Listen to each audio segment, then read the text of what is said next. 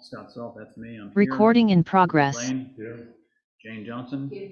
Brandon Self is not here. Michael York. Here. Victoria Ames. Here. And Bill Hutwelker, Selectman's rep, and he is not here. And Steve Malone, alternate, is here. Michael Scungio, alternate, is not here. And Brian Vertigo, alternate, is not here. And I will sit Steve for Brandon. And I will read the agenda, which is, we have applications and public hearings. Item A is a public, it will be a subdivision application public hearing. A Cardinal surveying and land planning request a 2-lot subdivision on behalf of Judy L. Driscoll for the property located at 39 Warmac Road.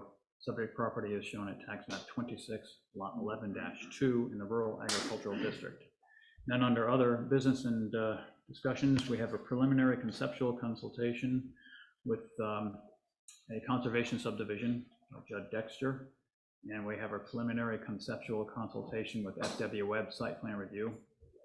And we have a Conservation Commission, a Wildlife Habitat and Natural Resource Protection Audit, possibly a plan reading workshop, and any other business as may be required. So getting back to the top of things, we need a regional impact vote if anything on our agenda requires us to notify the surrounding towns. Motion by Richard Lane that we do not need regional impact. Is there a second? Second. Seconded by Steve Malone. Is there any further discussion? Then all those in favor indicate by saying aye. Aye. All opposed? And we have minutes of May 11th, 2023.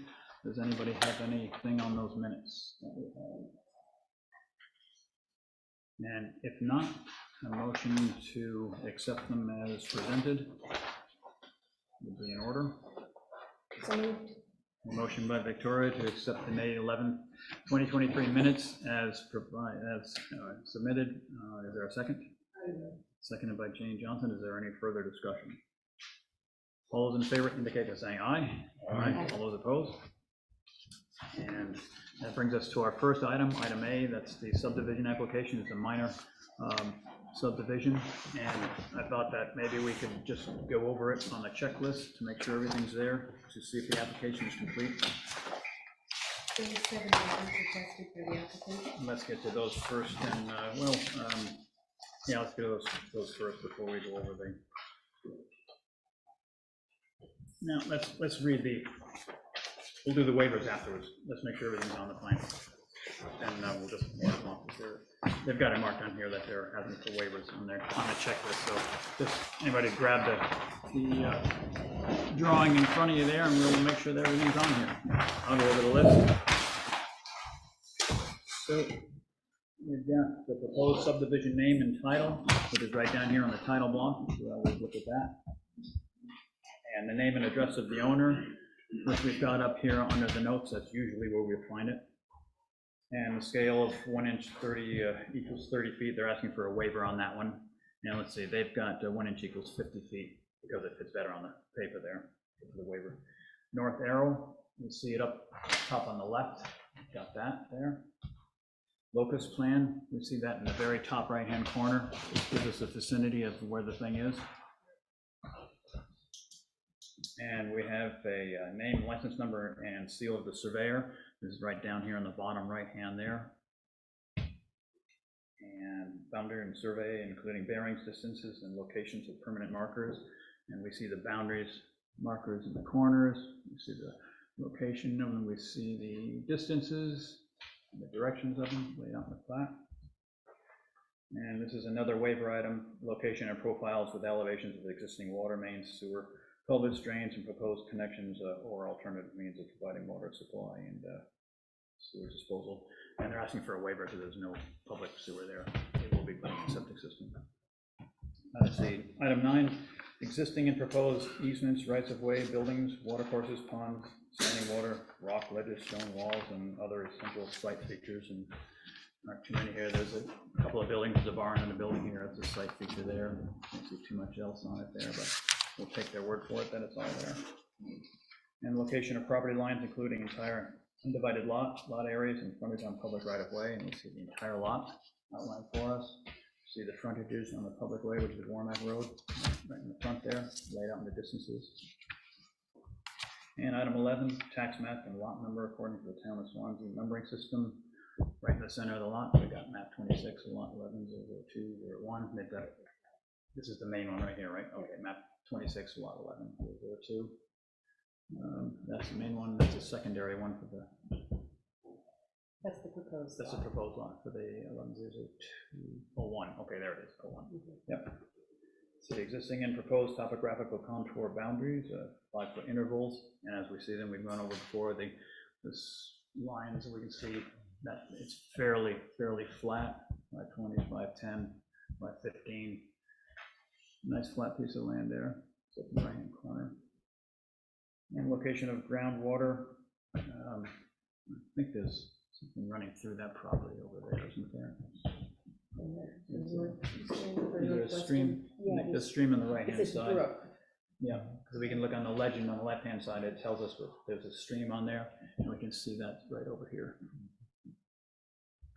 And you see perk tests and test results. They're looking for a waiver on that because they don't have anything planned on. They're just subdividing it, and it's over 5 acres. Let's see, soil mapping types, slopes, and boundaries.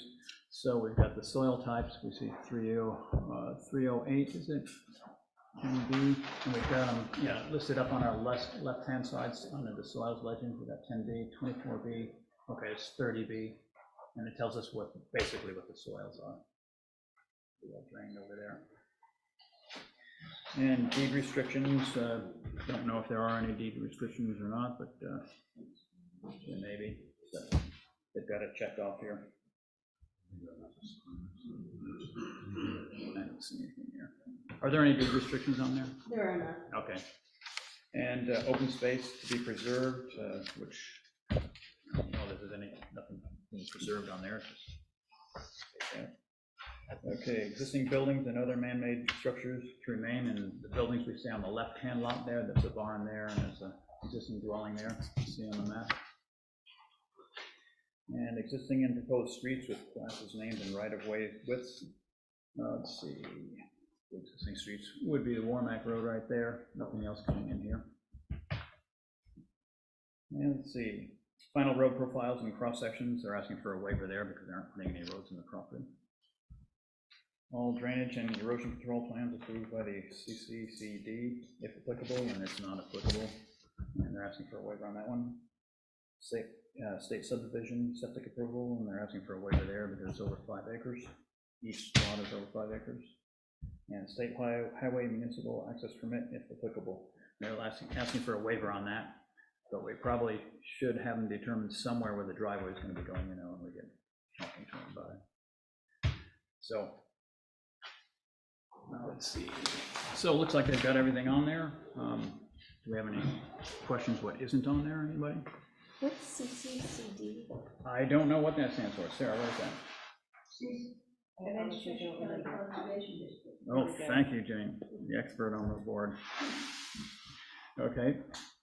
So if it looks complete, then a motion that the application is complete and ready for public hearing will be in order. Question. Oh, we have, just wait, we have a motion by Victoria that the application is complete and ready to go to public hearing. Do we have a second? Seconded by Steve Malone. Any further discussion? Yes. So this whole section is going to be developed at a future date. So that would have to come back before the board if they're going to put in a road or anything that's involved in their home, septic, etc. No, the planning board has jurisdiction over subdivisions and jurisdiction over business, but not residential. If they're putting more than duplex in there, they'd have to come back. If they put a road in there, a driveway they're going to put in there, they would have to go to the road agent for the driveway because he signs off on that. But other than that, it would be code enforcement. It wouldn't be in front of us. Okay, we have a motion on the floor and a second that the application is complete and ready to go to public hearing. Any further discussion? And all those in favor can vote by saying aye. Aye. All those opposed? Okay, it's accepted. And now we will go, I will open the public hearing and let me make the presentation. we're ready for you.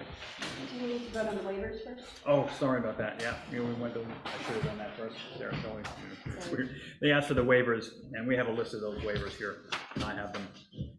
And it's, the waivers they're asking for are item number 3, has to do with the scale, item number 8 has to do with the water and sewer mains, number 14 about the perk test results, and item number 20, the final road profiles, item number 21, which is the drainage control plans, item number 22, state subdivision approval, and item number 23, the state highway and municipal access permit. And they're asking for a waiver on those. So it's a town road, right? So it would be only a municipal access permit. it would right? be, and that would be done by the road agent. Yeah. Yeah, where their driveway is. So I'm not concerned, but shouldn't that be indicated on the subdivision plan that there is a way? I mean, we know We there is usually a way, require but shouldn't that it to be indicated on there, yeah. I Yeah. see they've got an existing gravel sealed entrance, but I don't know if that's going to be the one or not, but we usually request that it's indicated where a driveway could be put. It doesn't Yeah. necessarily mean it's gonna be there, because the road agent may change it and say, no, I want it here Yeah. or there. I think right now it's just some crushed rock that goes into, Yeah. starts off Warmac. Yeah, just after the bridge, Mhm. or the big culvert, Mhm. just after the culvert. So to me, So- that feels like a technicality, but probably it should be shown. But Are you saying you don't want to grant them that part of the waiver, and the other waivers fine, is that what you mean, or are you just questioning that? I'm just, I mean, I'm not concerned about this particular situation, but it seems like it should be indicated, you know, on the paperwork, that it is possibility to put a driveway on there. Yeah. And where it might go. We can put that as a condition, because we usually do require it. Let's do that, Or, yeah. Jane?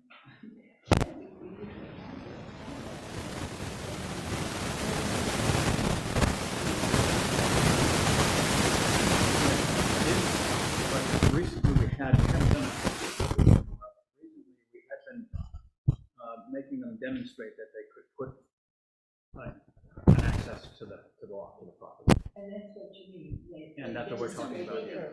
Yeah, And they can, you know, they've got plenty of site distance on this property. If you look at the location map and stuff there, and they won't have a problem with it that I see. And they do have a gravel entrance right there to the property, which I suppose could be used as a driveway. Whether they'll use it as a driveway or not, we don't know. So I guess it comes down to that waiver, the one about the access permit. And we aren't making them have a permit anyways. It's just that they need to show it on the plans, usually where one can be, and they have shown something there. I have a question on the, what is it now? Perk test for the, Yeah. for the water on Item number 14. newly created plot. So they're asking for a waiver on that because this is over 5 acres. It does not have to go to the state to get them to approve a septic on it. And they aren't proposing where a septic is right now. They're just proposing a subdivision. When they do come in with a septic designer, they will have to do the perk test, and the code enforcement will have to make sure that it's up to par and can support a subsurface disposal system, in other words, a septic system. And it'll have to be approved by the state at that point anyway. Yeah, that's at that point, yeah. Yeah. But not to be subdivided because it's over No, 5 acres. not to be subdivided, no. And what you told us about soils, you know, we know that all these, we'll have no problem with that either. Yeah, right? So- by the looks of their, yeah, they have a problem there with that. So getting back to the waivers. I'll move that we grant the waivers. Okay, and a motion, okay, we need a second too. Motion by Michael York to grant all of the waivers that they're asking for, all 7 of them. Is there a second? Seconded by Richard Lane. Is there any further discussion on the waivers? Then all those, all those in favor indicate by saying aye. All right. Aye. All those opposed? Okay, so now we can go to public hearing. Okay. Now I'll officially open up the public hearing. All right, so let me call it to Cardinal survey. This is, as you read in the agenda, just a very simple subdivision. It's 12.31 acres. This is Warmac Road. Route 32 is over here, the first lot in. on the right. There's an existing house and barn. All we want to do is basically split it in half. Beautiful, beautiful field, beautiful soils. See any problem with future building, but there is no plans at this point Yep. to develop that. And About it. other than that, right, there That's isn't about much else to it. say about There it. is that stream along the side, but it shouldn't impact, I mean, it's on the boundary, it won't impact, you know, the house site or septic or anything else. And they've got the frontage requirements on the Frontage road. requirements, yes. And I see, you know, we just discussed that entrance into this new lot that you're making there, down at the bottom there, the gravel field entrance there. Is that a proposed driveway, or that is just existing? That's existing, that's where they come in to hay the field. Okay, There's quite a nice entrance, but without knowing where they might build. it may not be the driveway. Right. I could put up a driveway, like you said. There's no problem with site distance or anything else Yeah, out here, there so. isn't much there. The road agent will either approve it or not approve it. You know, you have to go to them for, or they will have to go to them for the permit.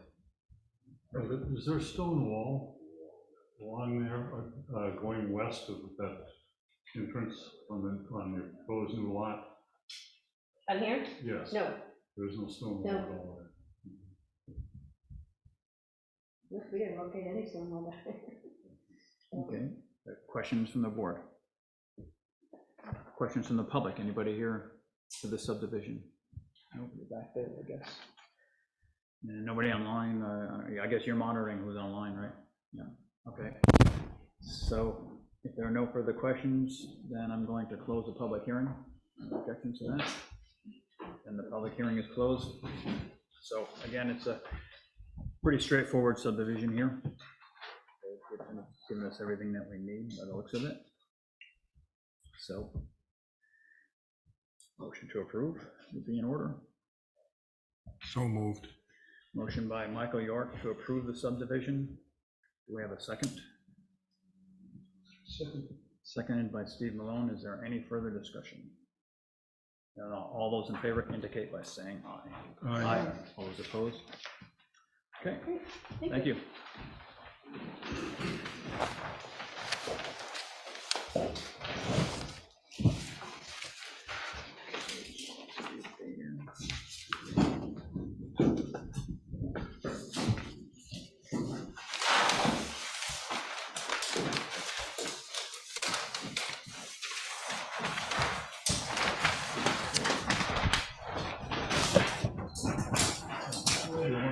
Let's see, let's turn it. Way better yet. The two copies of this one, so Shane will be sitting this one out if you want to move to this side, if it makes it easier for you to look at the plan. Fairly well open. Okay.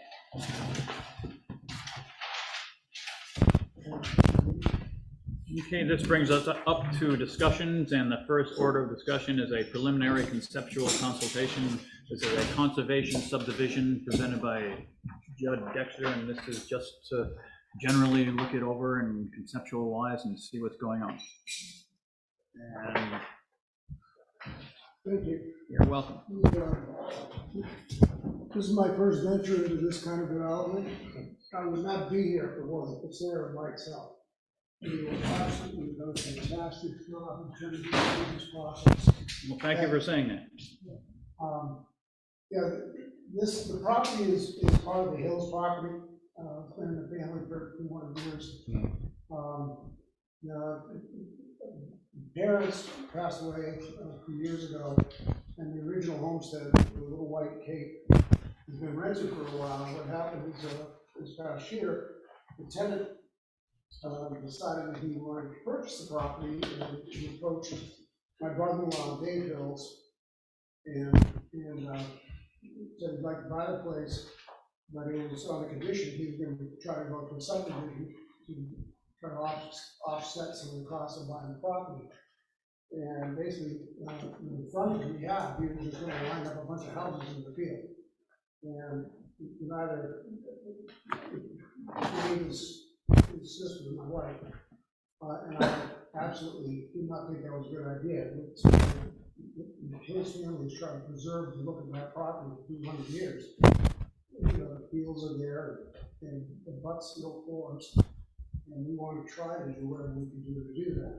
So we ended up taking on this concept with the town's help to divide the property into these types of lots. The lots, I had no idea about this conservation easement process at all until I worked in the office.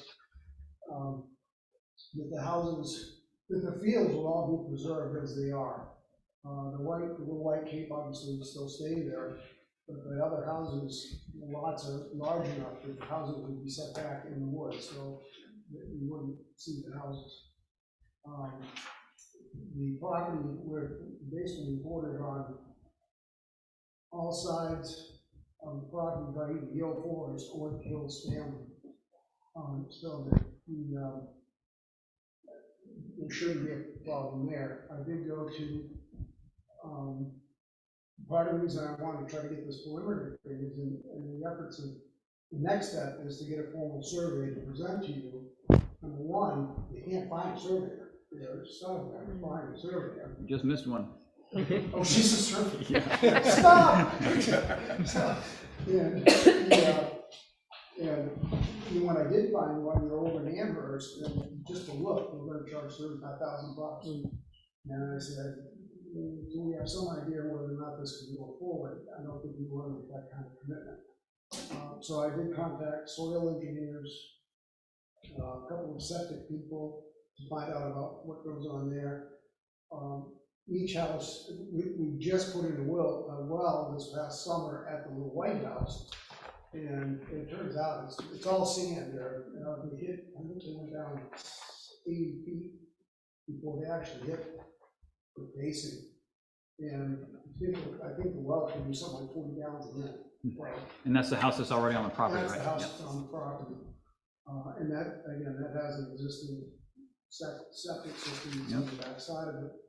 So there's no way, and when I talked to the soil engineers, he said all of this right here has all been tested in the past, and there's no reason to think they would have any problem with perk tests or with the water. Again, my brother-in-law's, the packet that Sarah sent out had an aerial photograph, and the house, yes, and the house is right across the road, that was big field. Point it out for us, maybe. The property looking at, I'm sorry, the subdivision that we're, this is Swanzey Crossing Road. This is Ash Hill Road. That's my brother-in-law's house. The little white house is that one, and that's my house. And this is, I'm not sure how, you got the photograph and how we got the lines here, but I'm not quite sure that's quite to scale, but I don't know. It's close. Okay. So, it's, the area we're talking about has a grade of, in going back 200 feet, it only has a rise of about 20 feet. It's right at the base. There's watershed that comes down off the hillside, off Crescent. But it divides left and right of the property. One side, as they're facing the property, one side goes to the left, comes down right next to the road, Ash Hill Road, and then goes through a culvert and feeds into James Pond. But that's seasonal. May through October, it's dry, but there are ferns and things there. And that's why we included that in as part of the protected area. There's no reason, is the conservation zone. That we actually included that as part of the protection area, just so that no one would have ever tried to expand on that.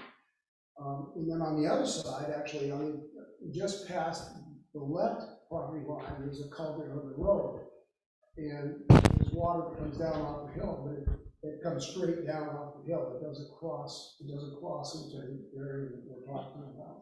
Is it this one? Yeah, it's way over there. Yeah, it just comes straight down. Mhm. There's a little bit of a soil that comes from behind the White House and heads towards that. Right, it's actually on the back side of it, it's in the woods, but, in the 40 years I've been there, I've never seen the water in it. So I think it's something that was around 200 years ago, but something changed. Global warming, I don't know.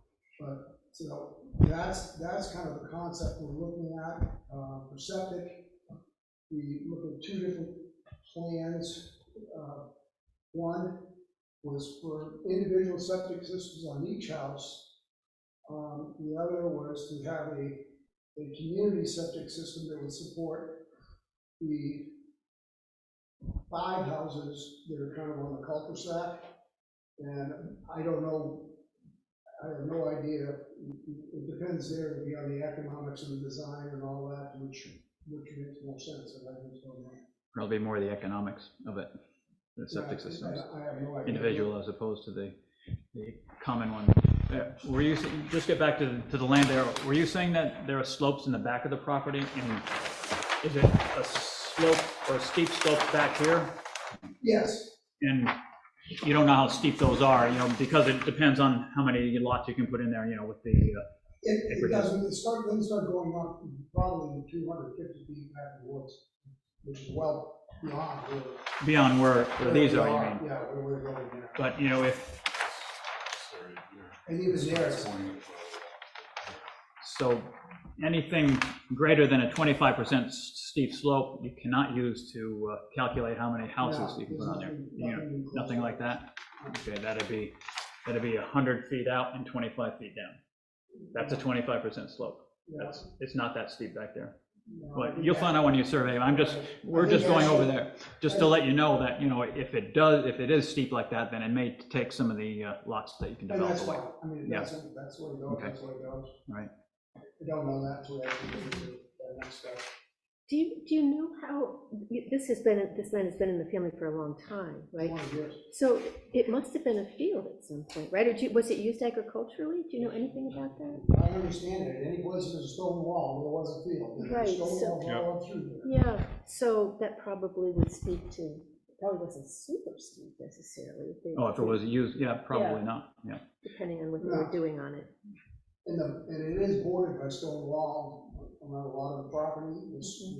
The property was surveyed by Yale, I think in the 30s. If not, because it's, I think then they did it maybe in the 70s, because that they put in all the white glazes then about 20 years ago. And I did talk to Yale Forest directly, and everybody's kind of accepting. The only neighbors we'll have on this is our family, and we've kind of accepted that that's where the white glazes are, it's the way it's been. If you go to the deeds, you know, not 20 years ago, you follow the broken stump and go out and find a tree with barbed wire fencing. And of course so we just kind of accepted that. I asked Yale if they would accept their survey that were done where the blazes are as the property line. I mean, we have nothing that's going to be anywhere close to the property line anyways. And to establish that, if they for the survey, and they said, well, in Connecticut, they fight over land down to the last inch. And I said, we're a mutual agreement, you know, we would make this happen. And the guy said, I would think it's certainly reasonable to ask, but I'm not the chief that can answer that question. But, you know, if it's not, nobody's contesting it, I'm not sure why that would be a problem. So just looking this over. Go ahead. This area here, I drove up by there the other day, and it appears that at some time during the spring or whatever, that it gets rather damp in there, because there's a lot of ferns growing and stuff like that in there. That's the unit. Down at the He's bottom, talking about right here. yeah, the yellow part does, further up, it's not, it slopes enough that it doesn't happen. But it appears like it went back a ways this way too, so I don't. Again, until I have somebody up here. Yeah, you got to survey it, Yeah. delineate the So wetlands. on your layout, you know, it looks like You've got a 50-foot strip here and here. What are these and what is that, right? That small little piece of land right there. That's where, that potentially would be where the community septic would be. I thought it might be right there. Yeah, the yellow on your left side, that is part of the main field. Here. Yeah, So, if, per the ordinance, it looks like you have to have 100 feet instead of 50 feet as a buffer there, in front of there, because on the ordinance on item 6, it says, let's see, a minimum 100-foot buffer shall be maintained between individual lot property lines and all external road rights-of-way not part of the CRS. And that would be the road right-of-way right Yes. there. And the lot line, you've got to have 100 feet between the lot line and wherever the right-of-way that road is. Which, yeah, I missed that. did you put it somewhere back in there? Yes, And also the same way here, you have to have 100 feet of buffer area from the lot line to any piece of land that isn't part of the subdivision here, or not subdivision, into your CRS. So that would mean you'd have to have a 100-foot buffer, your property line would have to be back there 100 feet from there, and it'd have to be back there 100 feet from there. Let me just read that again, make sure I'm correct in it here. Okay, a minimum 100-foot buffer shall be maintained between individual lot property lines and adjacent property not part of the CRS. So those adjacent properties would be the Yale property. right. So you'd have to have the lot line would have to be 100 feet back from there, lot line would have to be 100 feet back from there, lot line would have to be 100 feet back from the road here, and these as well. The way I read it, it'd have to be 100 feet back from those as well for that. Well, the existing house can't be moved. I know it, but I'm just going over what we're reading, this conceptual, Right. I'm just making you aware of all these things that we're looking at. And there'd have to be 100 feet, let's see, between that and that line there somewhere, according to the regulations. Now, you can ask for waivers, I think ZBA and that type of stuff. Okay. Also, you show 175 feet frontage on this little feeder road right here on both of these lots, and the maximum is 100 feet frontage on the road, according to.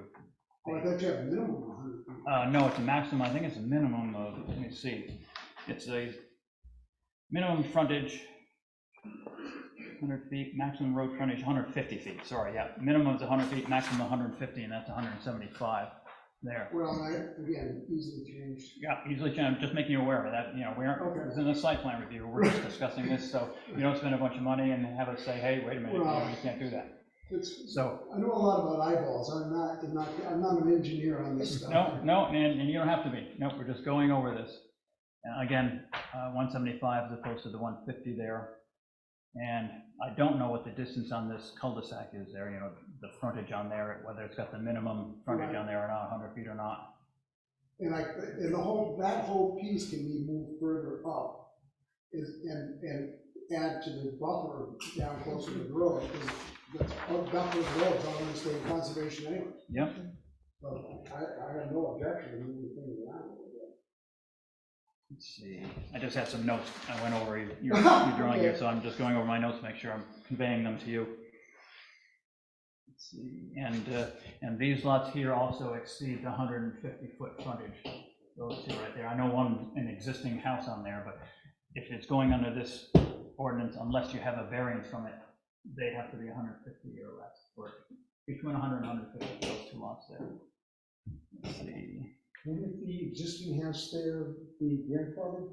Well, that's on the entire lot, correct? The existing house is not a lot of its own. Correct. Correct, so it's on so that's not really grandfathered because it's the entire lot. You're subdividing that off of it. Right.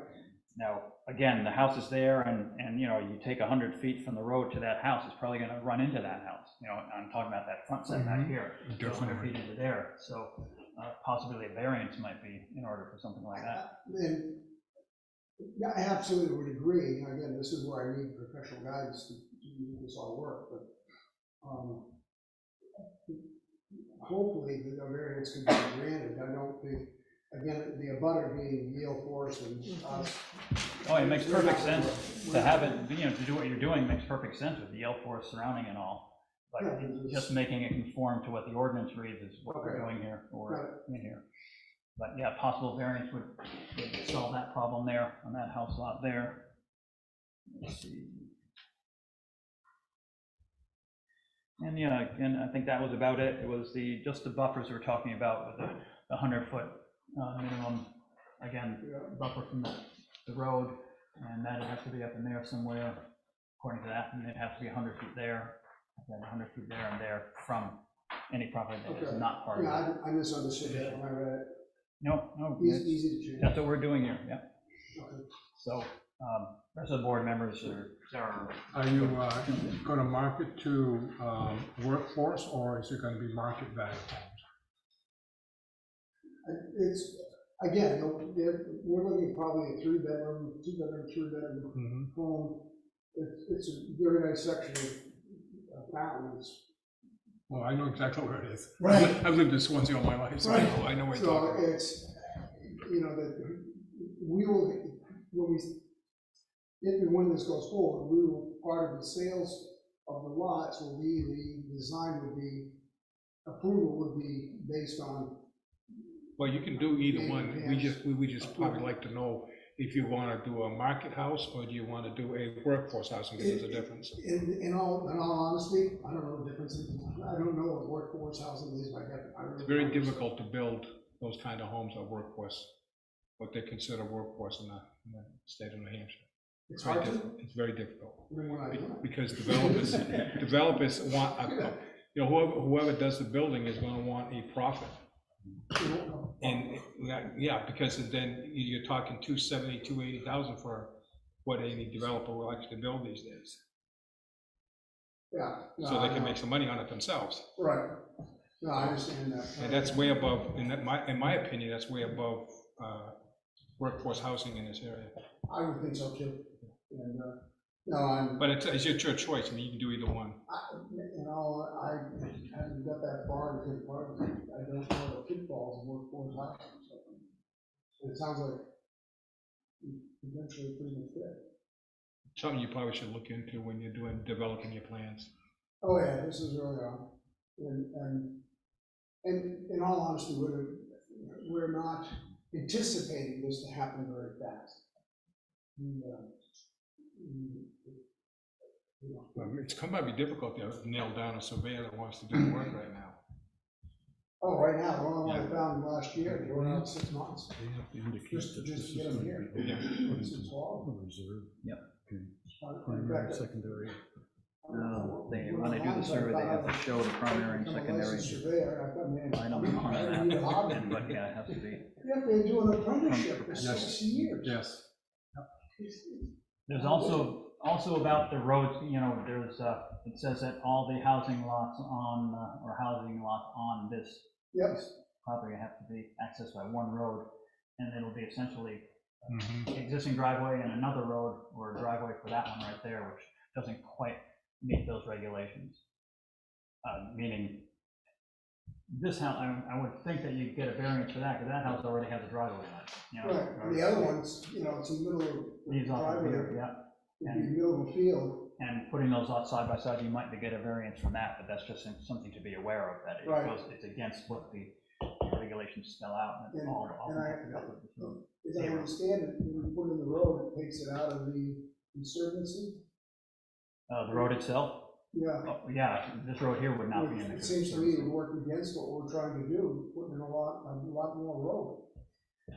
Well, it probably does, but the way they're written, all the Okay. lots have to be off of one road. It doesn't have to be that road, but it has to be a road, one road, feeding all the interior lots on there.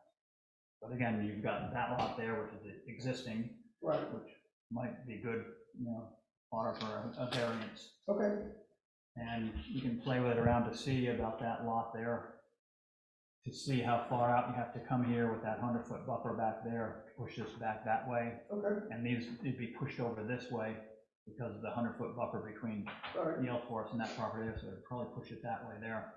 Well, I mean, part of the choice of putting the cul-de-sac where it is the existing bar with a stone wall right there. Oh, is there? And Yep. it's 200 feet from the corner. So it gives you a better sight line.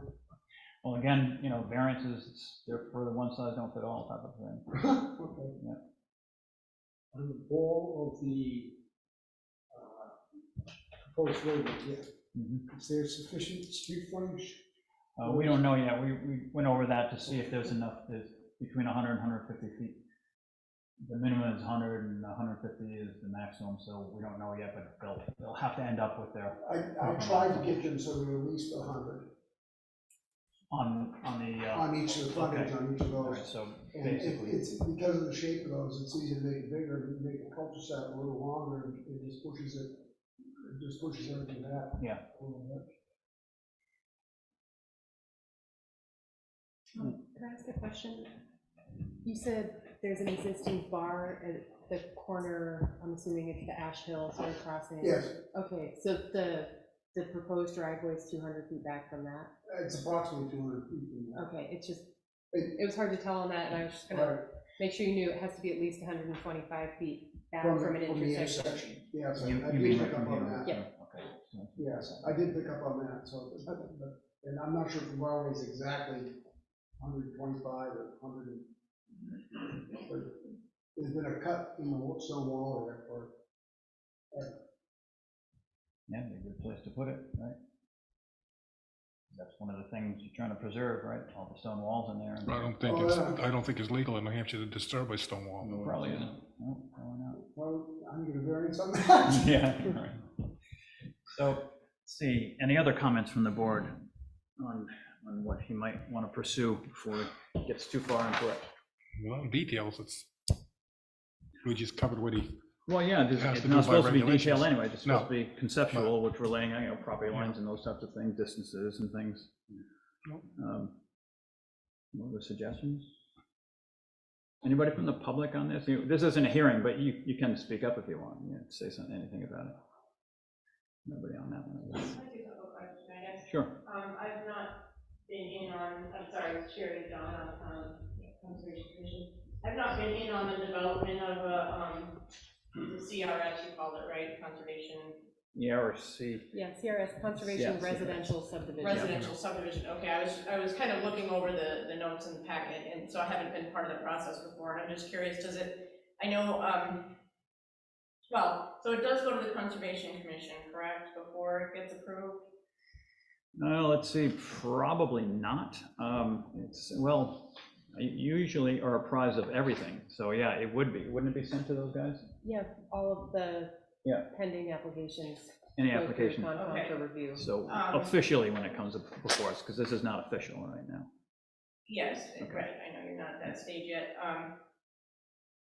Who is responsible for developing, and do you do an easement on it? Who takes care of that? And does it become the responsibility of the Conservation Commission then to monitor that going forward? I suppose it can be if the Conservation Commission wants to do that. It all depends how it's written up as far as, how it's going to be conserved.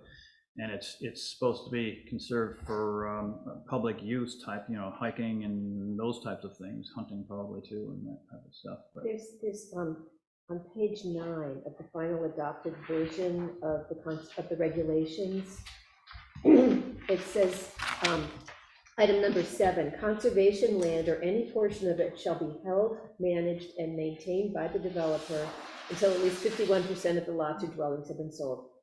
At that time, the conservation land shall be owned in one or more of the following ways: in common by a homeowners association, 2 is by a land trust, or other suitable private nonprofit organization registered with the state of New Hampshire that will ensure that the conservation land shall be held in perpetuity as conservation land. And 3 is by the town of Swanzey, which may accept the conveyance of any conservation land for perpetual public use and maintenance if accepted pursuant to RSA 67441, and only if public access is guaranteed. So they have 3 options. What's sort of the default? Well, historically, the town of Swanzey has not been super anxious to accept these kinds of parcels. So, I was talking to my brother-in-law earlier, and one of the questions I wanted to bring up is what happens to land that goes to conservation? Will it stay in the Hills Family Trust, And Yeah. they would manage the land, I mean, it's. Yeah, well, I think that would be option A. So by a land trust, again, I don't think a land trust would be interested in assuming responsibility for land that's so closely, it's a fairly small parcel and it's so closely associated with residences. So probably the option would be the homeowners association, which would be something that you would design, you know, and present as part of. But you wouldn't be part of it. You're talking about your family sort of looking it over or watching over it, because if there's a homeowners association, unless you live there, you would not be part of the homeowners association. You know, Yeah, it gets tricky because part of your motivation is I know you want to protect this land, and yet you're handing it off to the people who live in these houses. And It's probably a good Something question we'll have to to get a run hold of a into land is attorney how it's gonna be to conserved. ask that question. Whatever Yeah, they decide. What your best I have option one is. person's not- Yeah. You know, I that's part of it, is that, obviously, my brother-in-law and my wife both don't really want to have the land, you know, disappear out of town. So we need to get an answer to that. you could you could have your attorney check out some of the, you know, land trust kinds of entities, but I think most would be reluctant. Just rule of thumb. Well, I have a fairly good connection with the Harris Center, and I have Yeah. property over at Silver Lake, we have the Silver Lake Land Trust over there. Yeah, I yeah, can talk to them apartments and some of find those out people. what they think. yeah, might be a good idea. Because I think that would meet your goals. Yeah. Probably better than anything. Can I just ask though, is it sort of the default then that the property, say nobody does anything, to sort of follow up on these options? Do they have to follow up on these options? I mean, how am I trying to say this? So is it automatic when this is developed that this property is sort of held in common, or in common, I guess, in perpetuity by the landowners, by the property owners, the subdivision owners? It's per ordinance, you know, we're talking about the ordinance, per ordinance, and like Victoria just said, after 51%, I think it's 51% of the lots or dwellings have been sold, then they can do one of the three options there. Then Otherwise, they can, or then they have to? well, they have to, yeah. So if they don't really do anything, does it sort of automatically then become like a cooperatively owned? No, one of those options has to be done at some point. You know, it may, if someone's not paying attention, it may go beyond the 51%, I suppose it could. That's what I'm wondering. I mean, if someone's not paying attention, then what happens? Just, Hmm. is it in limbo? Is it I guess you possible could- that the landowners could go, let's all get together and sell this as another lot? No, you can't, no. No. They'd have to be in here first anyways for it, but no, if it went underneath that subdivision, then that's where it's gonna be. It's gonna stay right there, and that land that was laid out, whatever it's gonna be that was laid out for the conservation will be conservation land. Just the formality as to how it's gonna be managed is what we're talking about. And if it's conservation land, is it required that it's publicly accessible? It depends on who takes it over. If the town takes it over, it's a requirement. I don't know about a land trust, what their parameters of it would be. And what if the homeowners association? Whatever is written into their rules, yeah, I don't know. And haven't we, I'm just thinking about when we've done like condominiums that have land associated with them, don't we request that the homeowners association papers be part of the approval? So if option A is selected here, that would be something to be aware of, that if you chose to do that, that you'd have to develop those. Until we actually have a formal survey, come in and get approval, because then there's nothing changes. Yeah, it's way down the road. You're welcome. Anybody else? I think to help solve the question is you write into your transfer of deed what you want done with that particular part of the property. And as we put in a deed restriction on a project up by the airport, do that, and that will help cover So Or should as cover each it. parcel sells, it's just part of that purchase and sale agreement. Correct, but that has to be set aside as reserve and cannot be changed. Right. You just That have- makes sense. Okay, any other questions for us? Anything you can think of? No, well, No, I think I've got some homework. yeah, you do, and plus you always right, as you have come in to talk to Sarah, and she'll have probably all the answers that you need. You know, you run into something that we didn't cover here. One request I have, Sarah, don't get sick again. She's not allowed only so many sick days a year, so. So just a thought, because you do know this land, and one of the things that is talked about in these regulations, the conservation values, you know, the cool features of the land, that would be, that's something that you are kind of exclusively able to document, because you know the land, right? So you might just, when you're taking your walks this spring, you know, if you see, like, you know, if you note things that seem There's special. all kinds of animals up there, you know, I had a bear in my dumpster the other day. Yeah. And there are trails, but they're further up into Yale Forest, they're not there. And as far as, I think there's things like animal trails and all that, they kind of go wherever they want. But there might be some things related to its former agricultural use that, you know, in addition to Yeah, I the don't stone know. walls. On the other side of the river, with the bowl, the natural rivers, that went through an extensive architectural review, Right. 40 years ago or something. And they were there all summer long. And they were, Let's see, you know, the town attorney usually has, I'm not sure if we see it first. Sure. But other than that, I don't know anything else. That's another way of restricting the use of that land. Mhm. Well, when you start working with your Yeah, engineer, I think it's best you know, option is go to the attorney, so. they'll have great ideas about configuring lots and stuff like that. And when they do the soil work, you know, that will Right. reveal some information about the parcel too. And do you have a copy of the regulations, or did Sarah give you a I copy of believe- those? I believe She has I a do, copy, yes. and this might be helpful too. I'll just give you my copy of it here, which is in our, it just lays out some of the things that your surveyor might want to just be looking for when they're surveying it to put on the plat, those types of Yes, things. yeah, I did notice that, and Okay. when I went through this, I didn't think I found out the name of the block. It's pretty boring. The diversity of the trees is the same diversity as any other part of the. Yeah, a lot of Just- fine identity. Just have the surveyor note it on the Yeah. plat when they survey it. No. As far as views, we don't want, we don't want the houses to be seen, we want the back of the woods, so it Yeah. doesn't spoil the aesthetic look of the way it is right now. It gives the owners more privacy too. Oh, yeah, absolutely.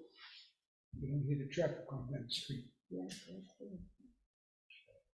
So, Well, you it know, was quiet this afternoon, because the bus across the road, the bridge down, so.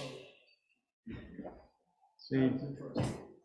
get you in touch with the surveyor and talk it over. I don't know if the zoning board of adjustment has a preliminary review type like we do there, but if they did, you could go and ask them about possible variances before you get too far into it as well. Okay, no, with Sarah's guidance, I'll do that all the time. They don't have a preliminary No, I review, didn't but think they you did. can apply for a whole ton of variances before you get Okay. Yeah, before you go too far So into it. fix what I can, and that, those that don't fix well, whereas that was a very. Okay, Thanks for coming. Any other questions for me? anybody? I guess not. I'll Great. talk to you later. I'm not saying anything. I knew that was going to be. Thank you. Thank you. Have a great weekend. You too, thanks.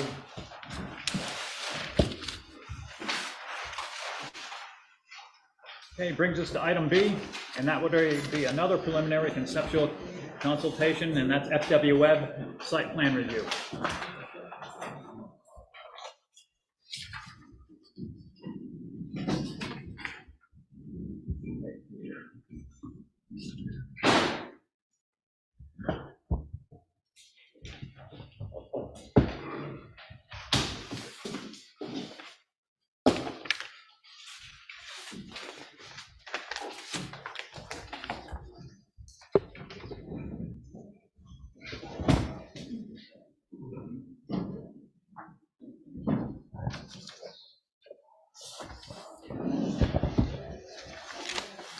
So we're here to take a look at what you might be proposing over there informally, and just to see how it might be laid out and answer any questions that you guys might have for us.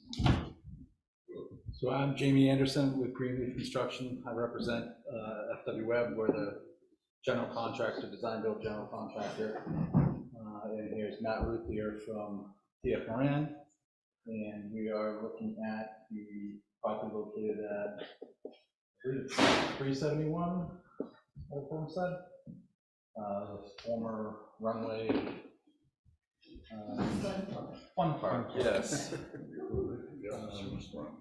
you may know, FW Webb is a plumbing and HVAC wholesaler. So they deal directly to the trades. And they are located right now currently in Keene, and they've been busting at the seams up there. So they've been looking for an alternate location to expand their capacity, because they have about 100 locations now in the Northeast. So they're growing market share, and like we said, they've been looking for a while. We'd actually tried another location in Safford Drive. We ran into some issues there with the site, and now they're looking at the 5-acre lot that's runway fun park, and then also another adjacent 2-acre parcel that they have under agreement. So we're here to review our concept and get any kind of feedback that we may be helpful as we hopefully proceed on with the civil permitting portion here. Great, thank you. Is it either or? You said you're looking, We'll be trying to obtain 2 acres out of this okay, lot. okay. Yeah, so this 5-acre parcel goes from here to this line, and this is the other 2 acres that they have under agreement.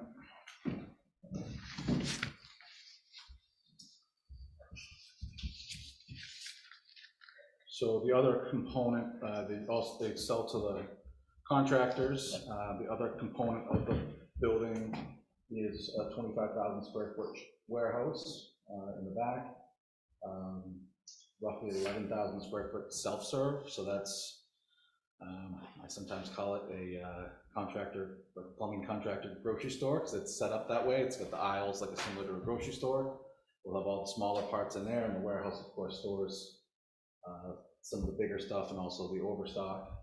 And there's about a 3,400 square foot office part of it, and then 4,100 square foot showroom. So that will be new to the area. They don't have that currently at their key location. And that's more of display retail, we call it, where a contractor would make a recommendation to a homeowner, say, why don't you go down and pick out your potential new faucet or new bathtub of the sort. So what we typically do there's a lot of, I guess we'll call it mock setups with all the different fixtures displayed. Some of them will be working, most of them not, but homeowners can go in and kind of touch and feel everything, I guess. And that's a much smaller component of their business, but generally deals with the contractors. The other thing that you can talk about is the outside storage yard. Yeah, so with this concept, what the intent would be is to have a fenced-in area that encompasses the back side of the building. The main storage area outside would be in this particular area here, it's roughly 1.2 acres. The intent would be, again, to have that fenced in and access through controlled gates, and we would propose some kind of vegetative screen along there to block that. What we would be looking for and have to pursue is some special exceptions for the wholesale use and the outside storage, which is not allowed. So we would be pursuing that zoning before coming to you folks. So is that like big racks of pipes would be stored? What's out there? Generally, there'd be bundles of pipe that could stay outside. It wouldn't be any kind of copper or anything like that. PVC. Some PVC, cast iron, other soil pipe type things that would go under the ground, kind of HVAC equipment that eventually ends up outside. Deliveries, do you have, I see you have 2 driveways there. Is one of them for deliveries or not? You have one leading into your main parking lot by the office there, by the looks. Yeah, that would be more for the contractors coming in.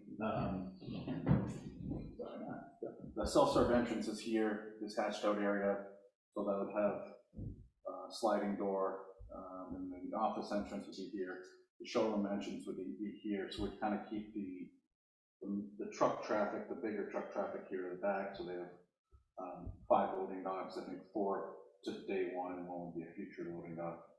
So the truck maneuver would pull in back into the docks, and then exit that same road. So we try to limit the truck traffic to this curb cut, and then more of the contractors and homeowners and employees would be using that second curb cut there.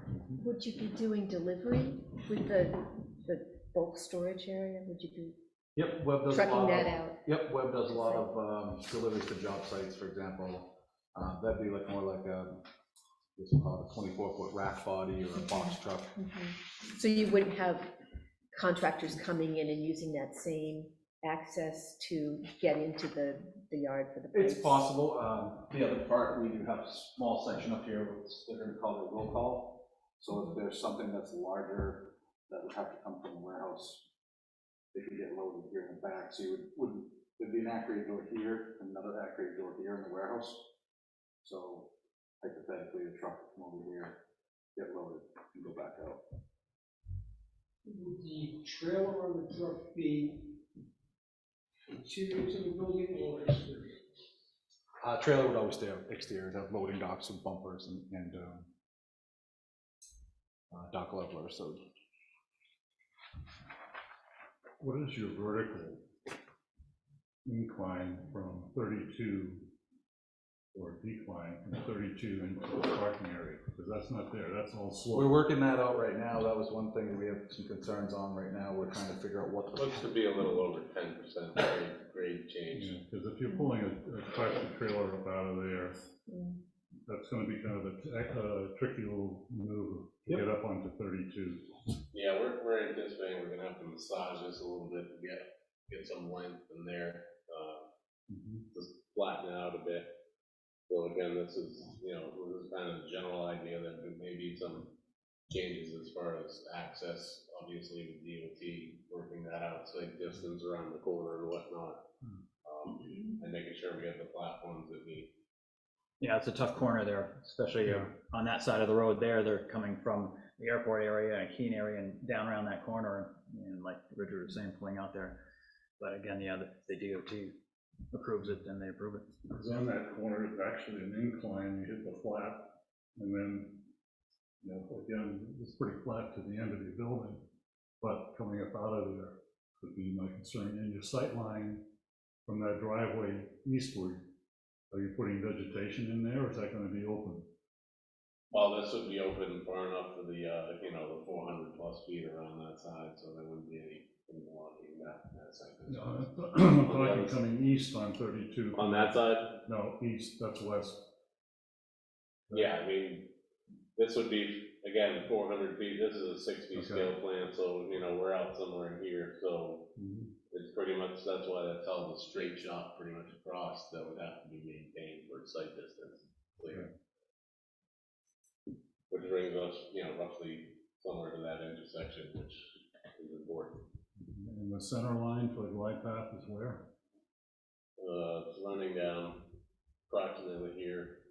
We do have to deal with elevations and FAA permits for that as well.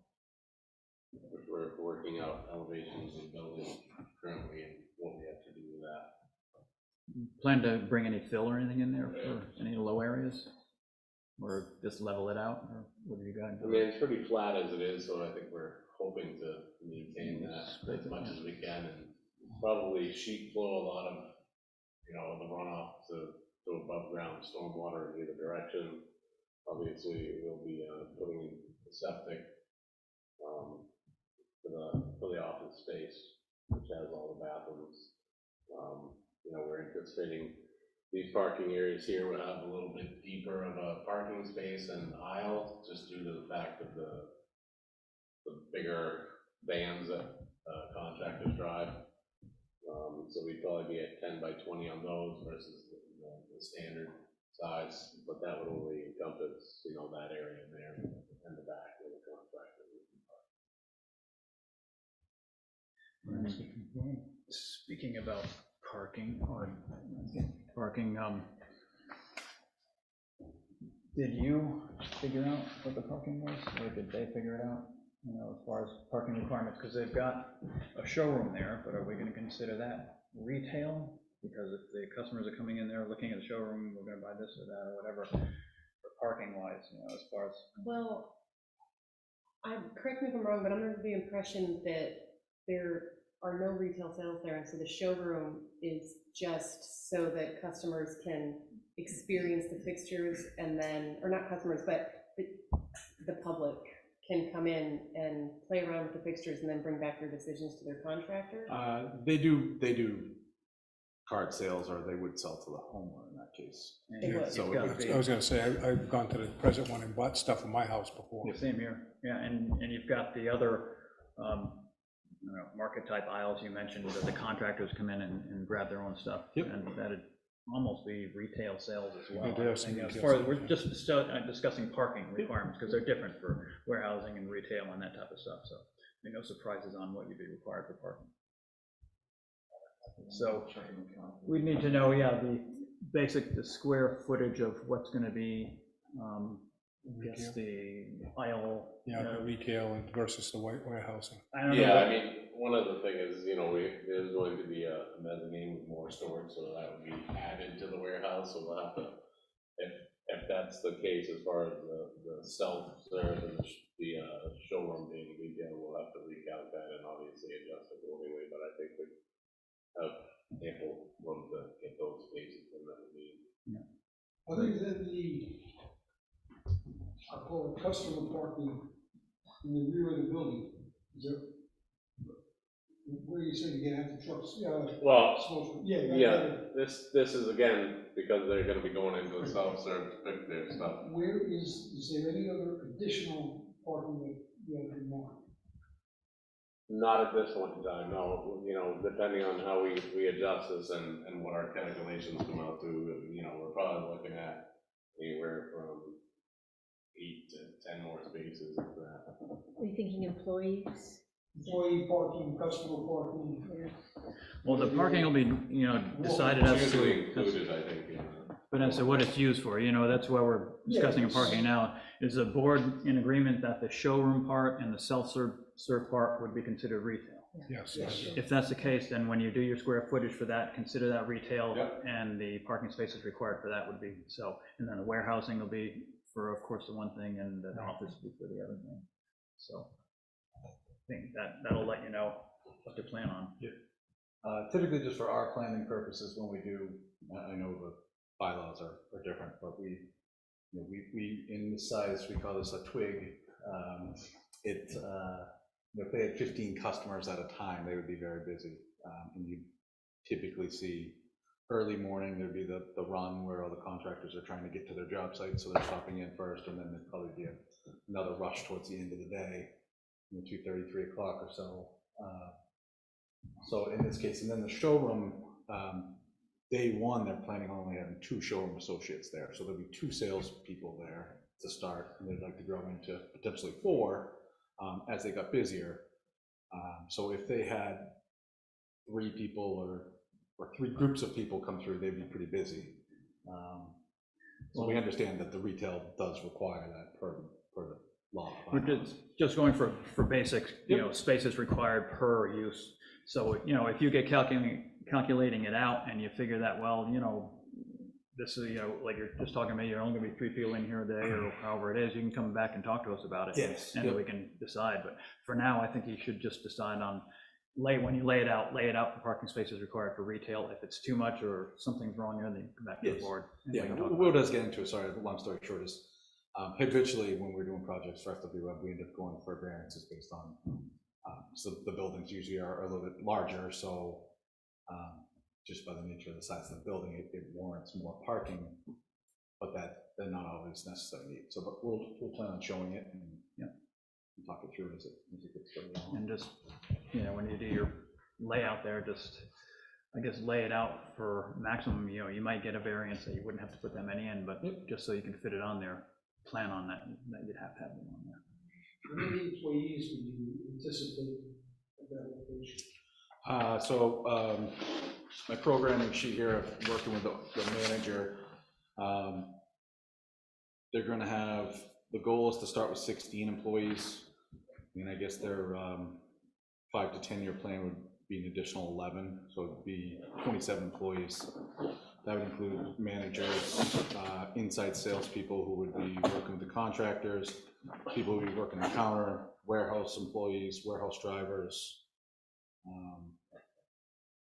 Yeah, so I think they'd be starting at 16. I'm wondering if a traffic study might be advantageous for us, because it is going to drive more vehicle traffic to the site. Heavier traffic too. Right. Well, we could see what the state weighs in on it, since it's their road, you know. State road, no problem. Yeah, but Well, but that's again, what state of New Hampshire is. a good place to start there is with the state as to whether they require a traffic study for that or Yeah, not. I mean, our standard practice is to submit a traffic memo with the driveway permit. They usually tell us then whether they want to study. With and your have a projected scoping movements. medium. Yeah. And it As grows you from there. project it, yeah. And you can back that up with other buildings, I guess, other locations that you have there. It's, Yeah, and again, movements. it'll be it's two there. compared against the use that was there before, and I'm not sure how busy, you know, the park was previously at its peak. Oh, yeah, well, yeah, I don't think you go by that. Can't go by that too much there. But Had a yeah, lot of light poles, it must have been open late, right?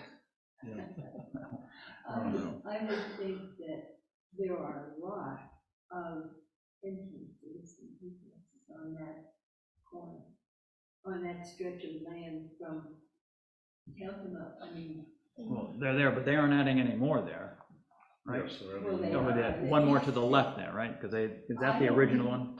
Right on the corner, that's not a very big stretch No. from the corner But down to. the state will weigh into that, because like they have down on Route 10. Will they? Yes, they will, because they Well, have, I hope they will. they have stopped a couple of projects on Route 10 where they won't allow them to put more, like the apartment buildings. That's why they couldn't go on Route 10, because the state will not allow them. Yeah, you're only allowed so many curb cuts per Yeah. frontage, Yeah. so Yeah. they stick pretty hard to it based on the old deeds and whatnot. And do you think, you'll have to check with our fire department, I guess, as to, or code enforcement, as to whether they would require you to sprinkle that building? It looks like a pretty large Our building. intent is to sprinkle regardless, well, by code, I think we're gonna have to, so we were gonna design a cistern with a, That was my next question, yeah, okay, so that should be on the site. we're aware of that, yep. Just back to the curb cuts, so in front of the existing building there, there's an extra, like kind of an oversized curb cut directly across from the gas station. Mhm. So we'd be discontinuing that, and we'd move the first one would be a little bit further down. They're taking down the building that's there already. Yes, yeah. Get rid of the go-kart and the. Yeah, I was admiring the amount of tires that would have to go with it too. Oh, boy. Yeah, so you could have a fitness program for the employees, let them use the little golf course there. So I do actually have one more handout for everybody. I emailed it to Sarah after she put the packets together. I do have, walk around and distribute them. They're You 11 just by pass them down. You too. This is going to, So floor plan along with, Yeah. oh, sorry. One more. Big table. That's why, I'm gonna have to tell the wife I gotta have a bigger desk at home. That'll get a laugh. Sarah, do you have one? Yeah, I got extras. So this is kind of a zoom in of what we alluded to on the plan there. there's two blue areas. One would be the showroom, which would have the side entrance that would face 32. And then you drive around, office entrances, the green section. And then the self-service where you see those small shelves that are lined up, double back to back, with about 5-foot aisles in between.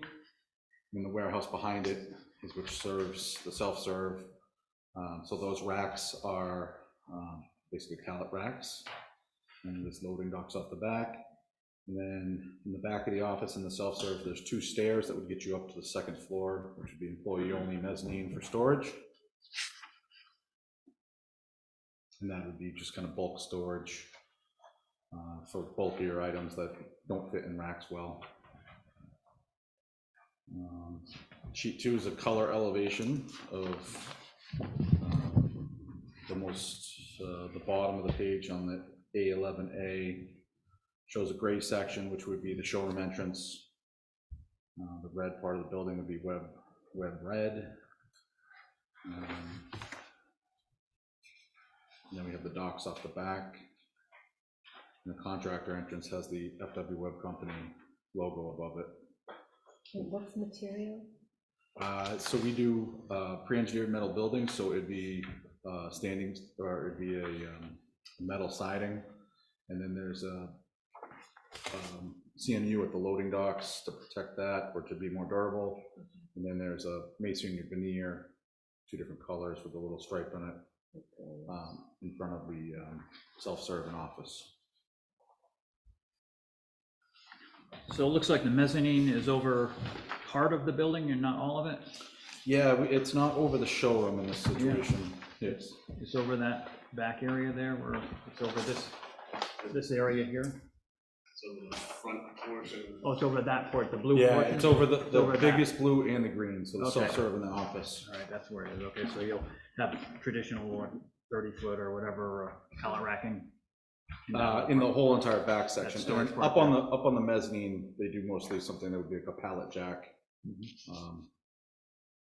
They have like a PVC tub or enclosure, something of that sort, that would get lifted up on a forklift into the one loading area here. A little hashed out gray area, and that would lift that up onto the mezzanine. So the boiler room and the electrical room is gonna be up in the mezzanine? Yep. Really? Yep. We've been doing that a lot often, especially new construction jobs where they're space on the first floor is usually at a premium. Okay, anybody have any comments on what we see here? It's flat, yes, it is flat, but it's, Well, but it's a slanted one though.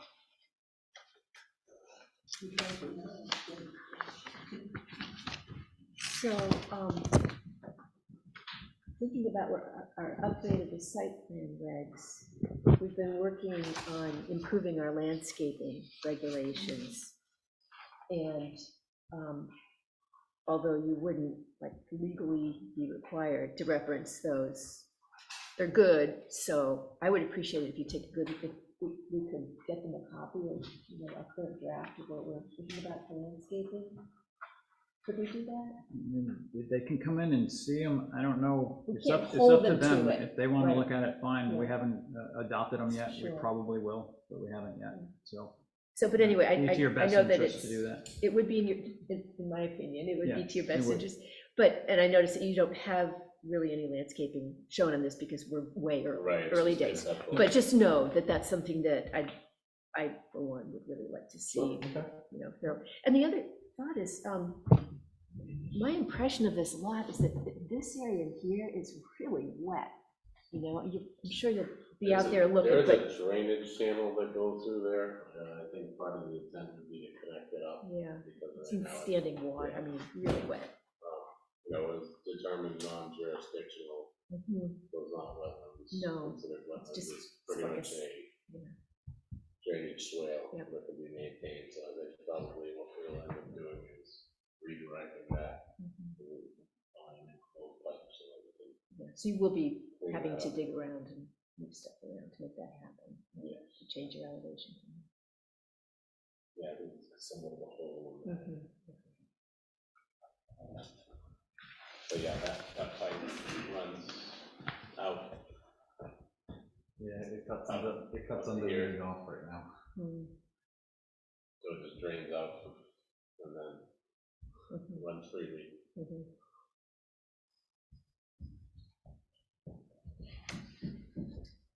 Anything? It's not a public hearing, but go ahead, voice your concerns. Mark Square, just because you're under the flight path, the lighting might be an issue, also not only the lighting on the building, but the lighting associated with vehicles moving around, really up to the rear tractors, the trucks being unloaded, especially in the winter hours when it's dark earlier. So, I would imagine in their FAA permit, that'll be brought up and they'll be held to that. Thanks.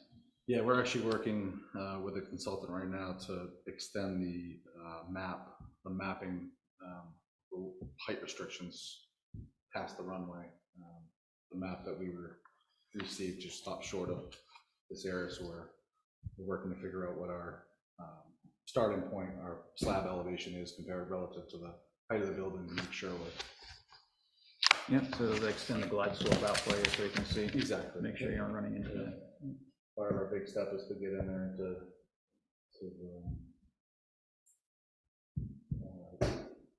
find out what the materials are to work on our stormwater concept, to go a little bit further to figure out where things need to be elevation wise.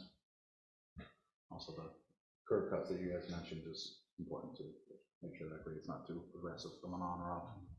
Your lighting will be on the building? Yep, we'll do wall packs on the building, but there'll also be pole lights around the parking areas and in the outside storage yard. Pole shielding? Yep. May I ask a question? So do you own this property now, or you're just looking at? FW Webb has it under agreement, but it's for the due diligence phase. And then the 2 acres to the west, is that something that you're looking to purchase also, or how is that? That's also under agreement right now, but it's, again, it's still the due diligence phase. It's not. And you don't have a plan for that? The building actually kind of. They need it for the parking and for that part of the building now. Okay, So this line right here oh, I see, okay. is the 2 acres and All this is right, the I was 5. looking at that differently. Yeah, Okay. no. All right, thank you.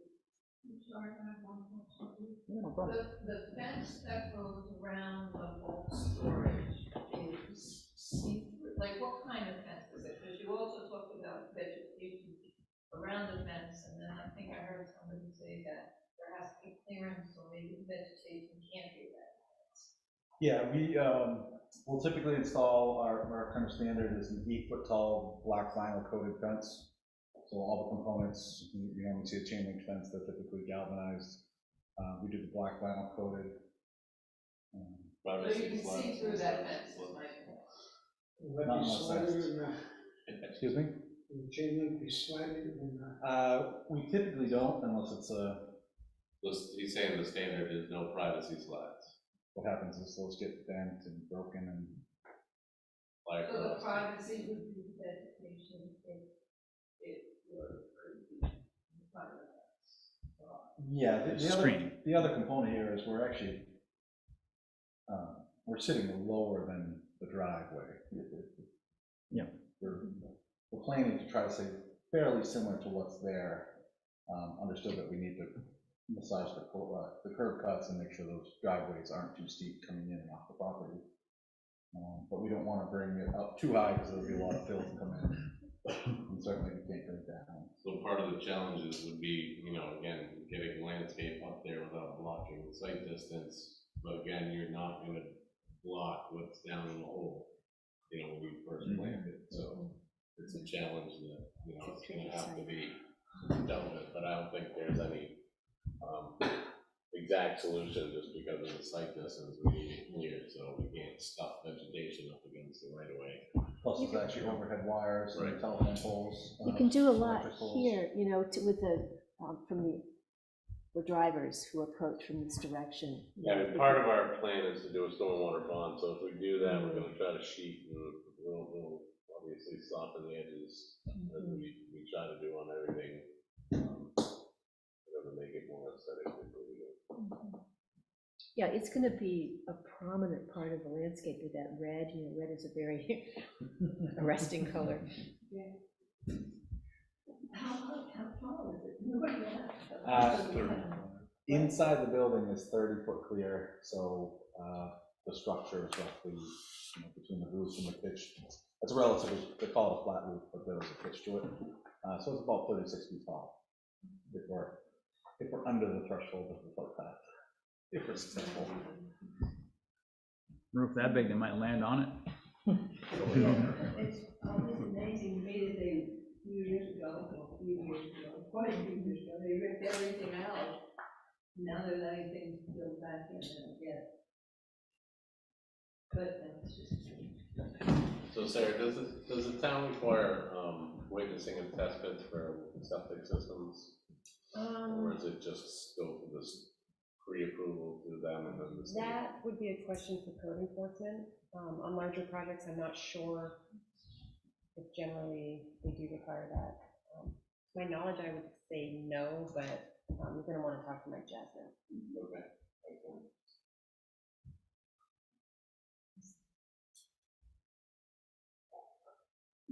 We want to know, why did you choose the color red?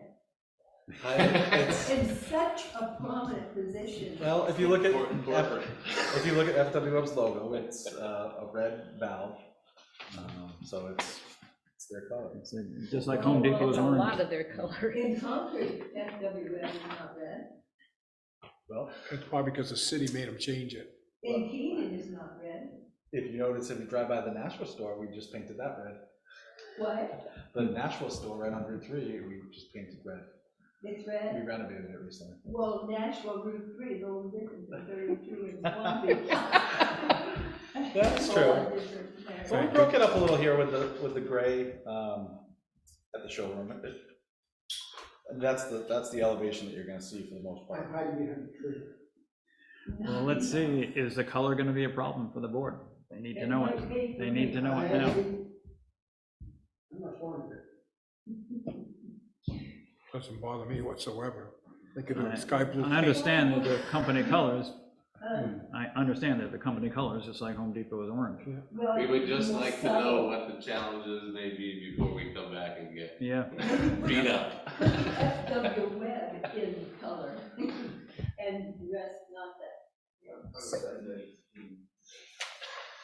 So a consideration for me with the color is I have trouble visualizing how this building is gonna sit on that. I view that site as having like two layers, right? There's the top where the old restaurant used to be, and then there's down below where all the fun is. Yeah, I So mean, we've kind of got, I can kind of show you, kind of existing conditions that we're still trying to finalize, but, there's not a whole lot of grade change. not a whole So, lot of what? grade change, so this is 510 here, it's 510, runs up here, and then this drops down into a hole. Yeah. There's a ridge that runs here, and then it drops down, so you've got a ridge along the road and a ridge behind. Yeah. So it's plateaued, it just drops off, Yeah. plateaus, and drops off again to the abutting property. So, So this is all pretty flat, I mean, you're talking, there's only 2 feet of grade change pretty much from there to there. okay. So really only the high part is like right in here. Yeah, I mean, you're talking 2 feet, 4 feet in its entirety, pretty much where the building will be. It goes right down, Yeah, it's doesn't it? interesting because the building actually, the structure is closest to the road is Yeah. walkout. in back. Right, So, right. So we will see, this will all be basically at the same elevation as the existing building. Yes? No, it'll be down on that. It'll be low, it'll be down behind. Down here, the Ferris wheel house. In the parking area. So it's like back in here. Well, I mean, this building, our roof is the roof of this existing building is 536, so, that's 510, so you're, yeah.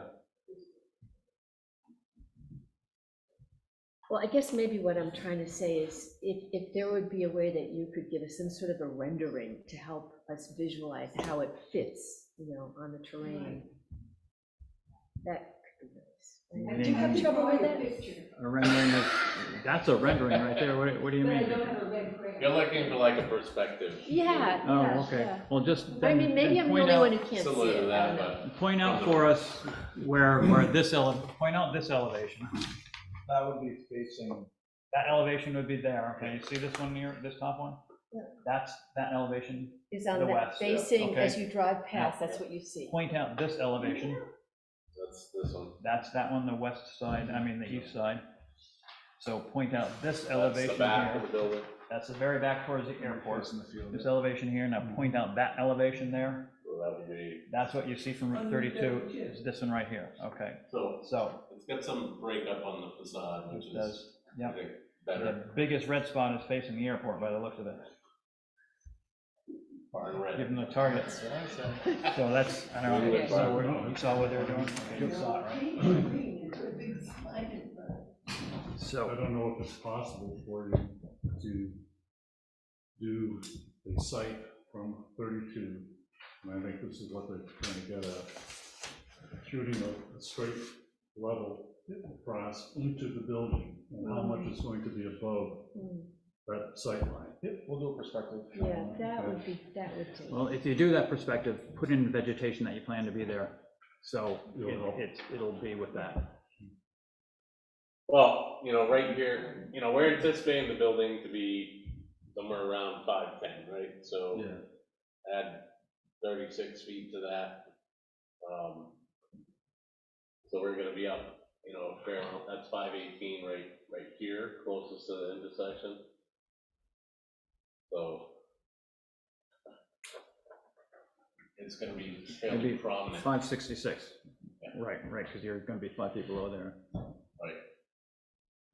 The total building, how many square feet? The footprint is 43 and change. Okay, that's a lot of weight. Now, Well, conceptually, they need to know it now, yeah. if the red was turned to this color right here, signage, I have no problem with that being red. But you say 42,000 square foot building? Yep. Red? No.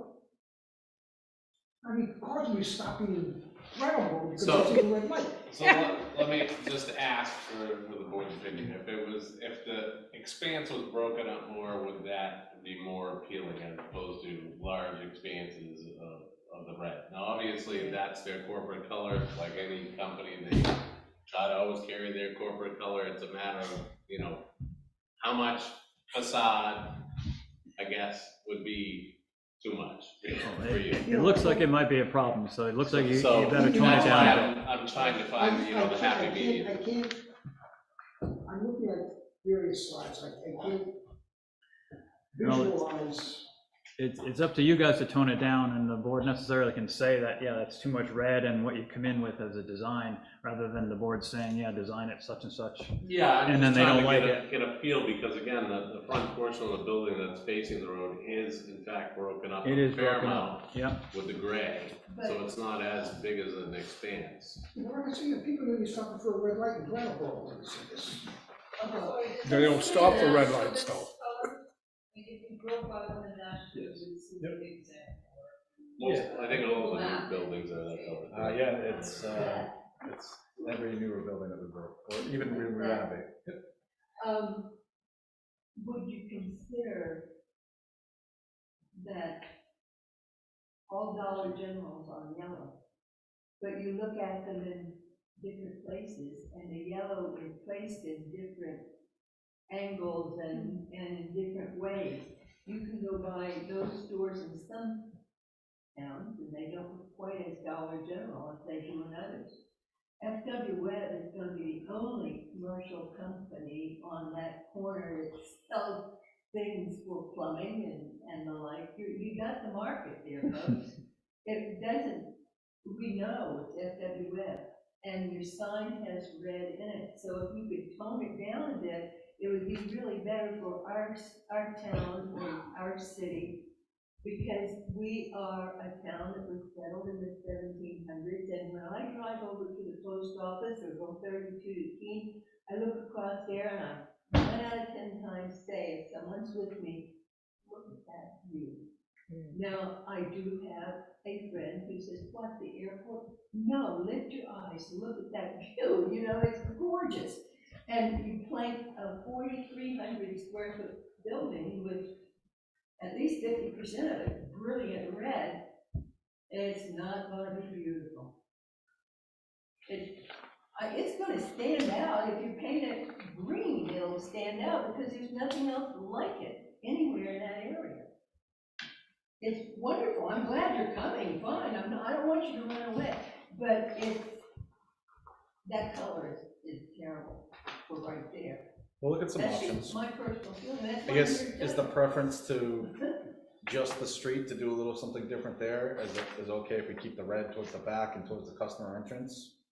I think you do. You go gray across the front there, and you can put your web sign in red. Well, this, again, this is the side you're talking about, is that correct? Yeah. And that's that parking lot side over there. Well, no. No, We're talking, right. this is the street side. That's why I asked, but he brought up to begin with, this side right here, with the name on it there, he was wondering if that would be acceptable and to tone down the rest of them. That's your entrance where they're coming into the left side, which is the east side right there. That red area there about. So, I think, The yeah, building that's towards the airport. on this end, This is street side here, yeah. on this end is 180 feet, and the other one is 240, 242 per lane. I'm thinking that if you could make it where your sign is, if the background could be not so deep. Well, the sign part, in my opinion, the sign part isn't the problem. The expanse is right there. That's the street side, right there where the post office is adjacent to it, right there. I'd say the street side is actually visible from the street, so it would be. Three would be, yeah, since the road goes around there. The first side is gonna blind the pilots. I don't think so. They can't seem to hit the airport these days anyway. Oh, what's that red thing? Given the lay of the land, I feel like the entire property will be extremely visible. Yeah, it will be. You'll be looking down on it almost from the road. Yeah. I almost just wanna see a big red barn there. You just want a big red barn. Big barn, yeah. A barn, red barn, an actual barn. Can we go across the front street side gray with the red, with your? Yeah, I can take a look at that with the And make that sign in red. I'll take a look at that. We'll come up with some options. You know, when you drive down 32, once you clear the airport buildings, it really is, as the parents are very rural, right?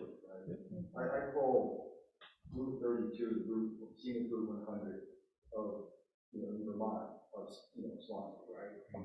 And that's the character that I like to see in the city.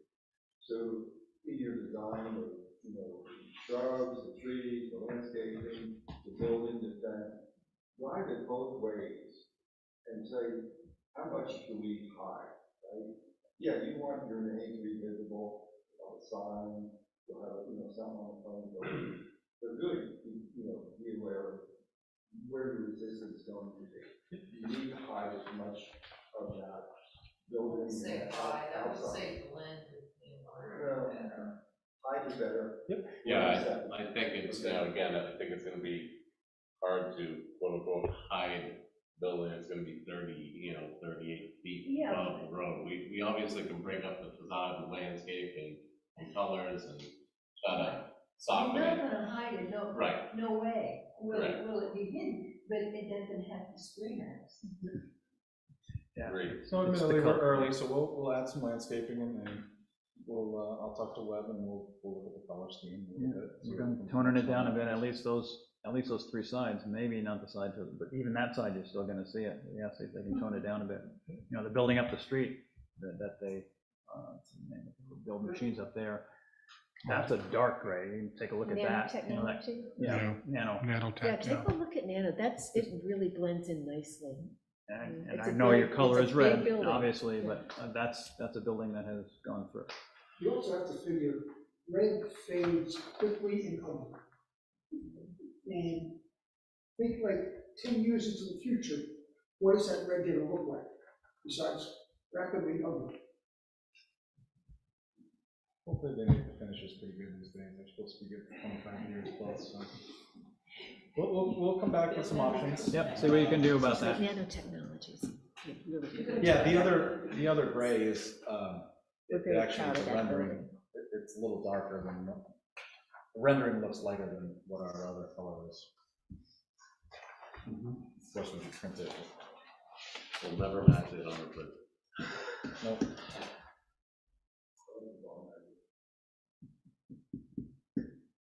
I think you have our idea about the rate.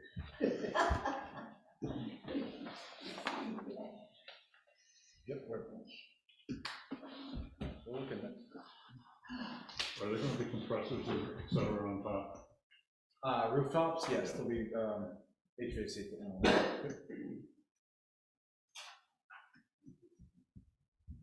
But I'm sure as you're aware, that's an FTP below that white panel. Yes, that's where we're, the way the calculations are right now is where the building seems as though it'll fit under the preliminary, but the units are that. Anything else from the board? And I guess not. Well, thanks for coming in, and Yeah, no, we have appreciate some the feedback. Yes. So, Thank you. so see what you can do for us, and we'll see you again. Yeah, we do want you to bring the business. Like someone else.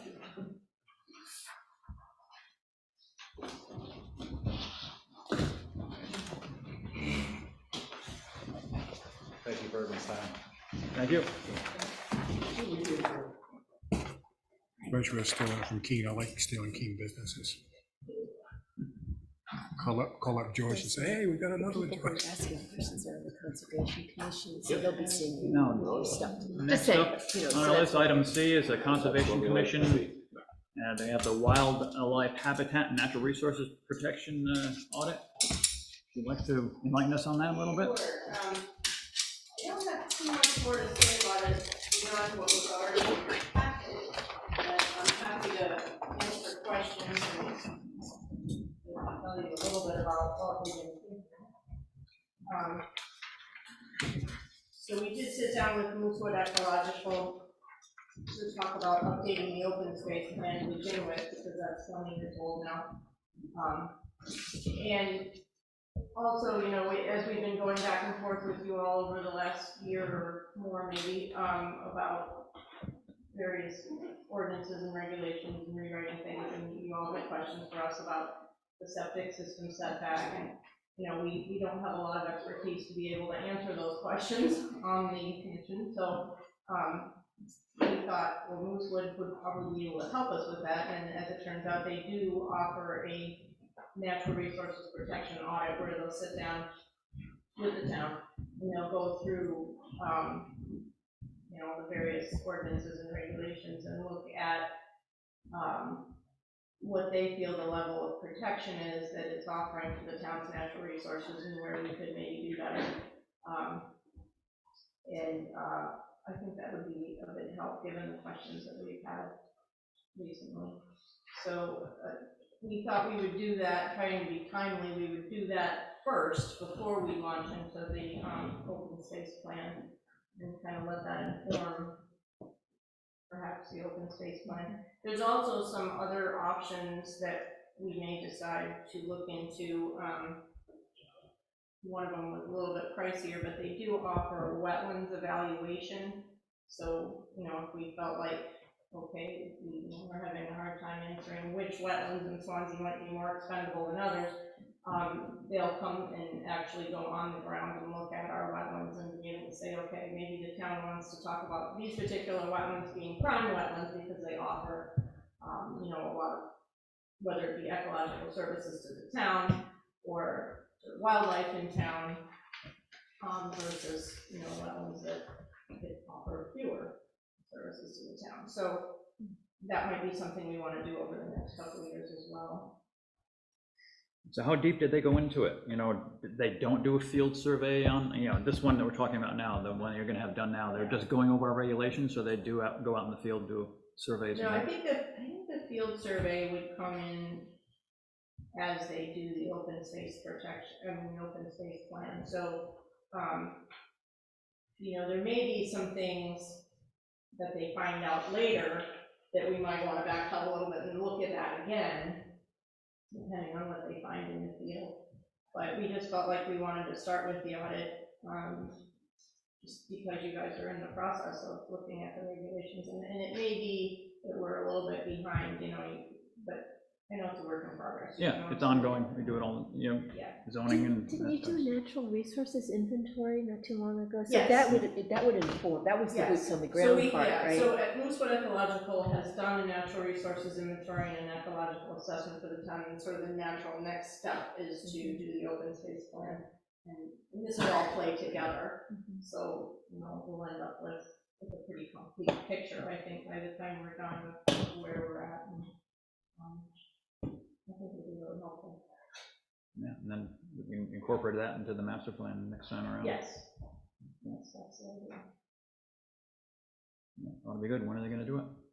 Well, we asked them if they could start immediately, we just wanted to, I did talk to the selectmen already, and I wanted to talk to you all, and just, you know, we want to keep in touch about it. I know they will, as part of this process, want to meet with you all, and so I'm still sort of, they just sent us a more detailed proposal, and I need to take that to the Concom region, and we'll be signing a contract, and we'll get started, I think, immediately. And you've worked with them before, or you have not? I personally Or haven't, but the Conservation they have Commission has, as recently as 2019, I think. Yeah. Well, yeah, and I wasn't at the meeting, we reported on that, the Conservation Commission, I get it, yeah. We haven't voted to sign the contract with them yet. Okay, because how does it differ from this? It goes deeper than this study, and it in phase 1 and phase 2? Yeah, so I can, that was explained, I think, in the material that you got in their proposal, how it kind of, fits together. Yeah. Yes, it goes deeper, and then there'll be, So the maps will be different than these maps? well, they'll be building on that.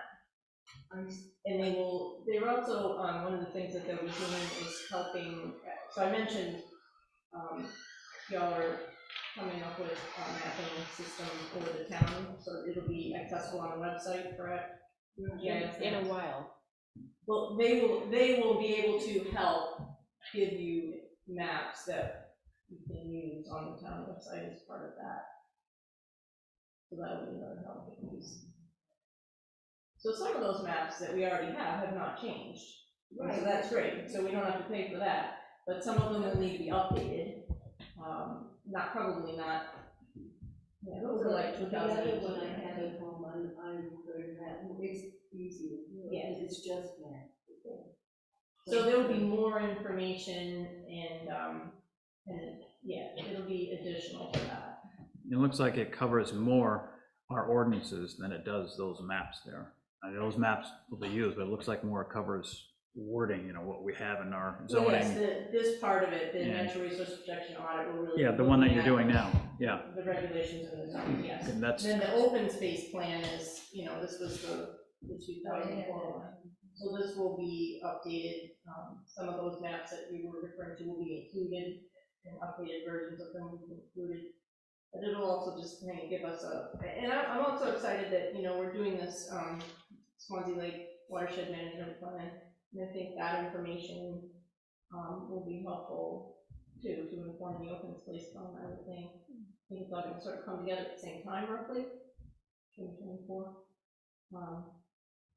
So hopefully we'll have a picture of, you know, where we need to go next, and protecting Swanzey Lake, and updating some of our ordinances and regulations potentially, and things like that. all right, we'll see how they do. So how long do you think that might take? So the timeline is, I think this should be done by the end of 2023, this audit part of it, and then we're hoping by the end of 2024 to have the open space plan done. Okay. And there will be public meetings. So it'll be almost time to go over the master plan again by that time, so, you know. All right, and it'll be interesting to see what they come up with. Thanks for keeping us in the loop. Yes, thank you. Pardon me, oh, you have a question? Who manages the open space currently? Who manages, you mean on the ground, like? Yeah, like the conservation committee, are they involved in managing the open space? Yes. Keeping it open? So why did I get the impression that the conservation committee or the town would not want that other guys, would not want to manage that space? Did I misread that? No, you didn't, you heard correctly, but that's just historically, the town has not wanted the responsibility to take over those parcels of land. They'd rather someone else do it. Because of lawsuits, or because it's a lot of invested time, or because? Probably, If you maybe, want open space, don't we need to have, I mean. well, that didn't mean that it wouldn't be open space. It just meant that the town wouldn't have to run it. The selectmen wouldn't have to run it. That was the whole deal. And there haven't been too many of them, but I kind of put together a spreadsheet over the winter, which is still sort of a work in progress, but looking at all the little pieces all over town that the town owns that are potentially conservation land, and I'm not talking about baseball fields and things like that, I'm talking about little pieces of subdivisions like this, and other bigger pieces like Mount Caesar and Mount Crescent and things like that, but potentially things that the Conservation Commission might have to look at, and there's a lot of them, and I don't even know where some of them are, even looking at the map, so that's why I asked that question, is would we be adding to that, and, you know, what is our liability as the town if we're not monitoring that and something happens to it, you know, it's encroached on, or some kind of law is broken, or an easement is violated, you know, what would our responsibility be? And some of those places are probably kind of hard to get to. I mean, I don't know if you'd have to go through somebody's backyard to get to some of them. Public access is not always easy. That's why Dexter had problems with some of them before. Some people wouldn't let him on their land, remember? I wasn't here for that. Oh, that's right, well, when he came. Right, He could tell it. Yeah, people don't have to give permission to the Right, ground yeah, shift. he has, Jeff, has to get permission to go on some people's property to do these studies. And some people say, no, no. that's what private property is all about, though. I mean, that's what partially founded this country, private property.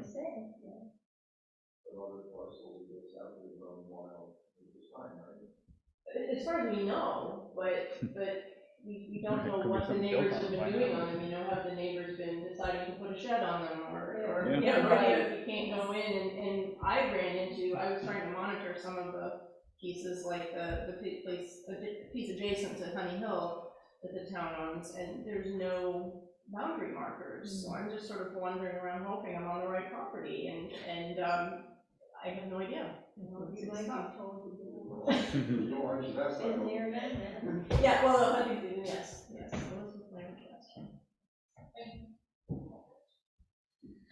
Anything else? How many of these properties do not have street access? But yes, right, I don't know. Yeah, I mean, it's a little landlocked, you know. Right. Theoretically, there's not supposed to be landlocked properties in New Hampshire, but we know there are. But theoretically, they're not. If you can walk into it, it's not landlocked. What, didn't the town have one that they sold recently? Recently, two of them, I thought there were two of them, I think they sold. Or two down in. Yeah, in It's here town, one. oh, in Chesterfield, I don't know about Chesterfield. There's one in Chesterfield. Yeah, there was one in Chesterfield, I remember they it's sold. sizable, and there's no way to get to it without going through other people's property. Did they, I thought they had that for sale. Yeah, it sold It's some sold. number of months ago. I think it was purchased by one of the abutters, Good, I thought it did. which makes sense. Yeah. There's another one on, the hill on the left, across from the fairground, up in there. Yeah, was it Page Land? Well, I don't know. No, not across, There's townland up on that, what is that hill, the name of that hill, across well, from? Huggins. Now, Huggins, yeah. And there was some townland before, I believe, and Glenn used to talk about it. Yeah, he used to talk about a lot of that His stuff. brother and my husband. They all hunted up there, they grew up over in there, yeah.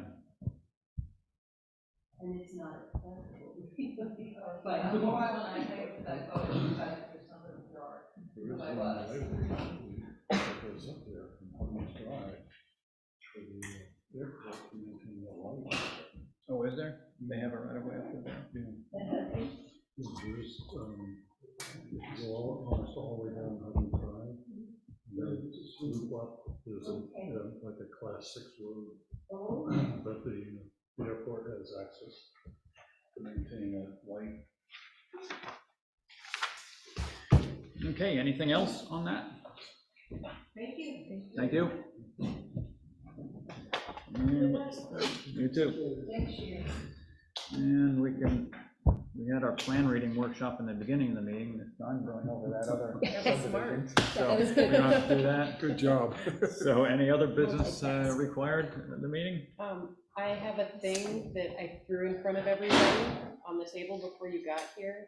And Oh, yeah. it is the legal response to the site plan regulations. And what they don't like, what they'd like us to revise.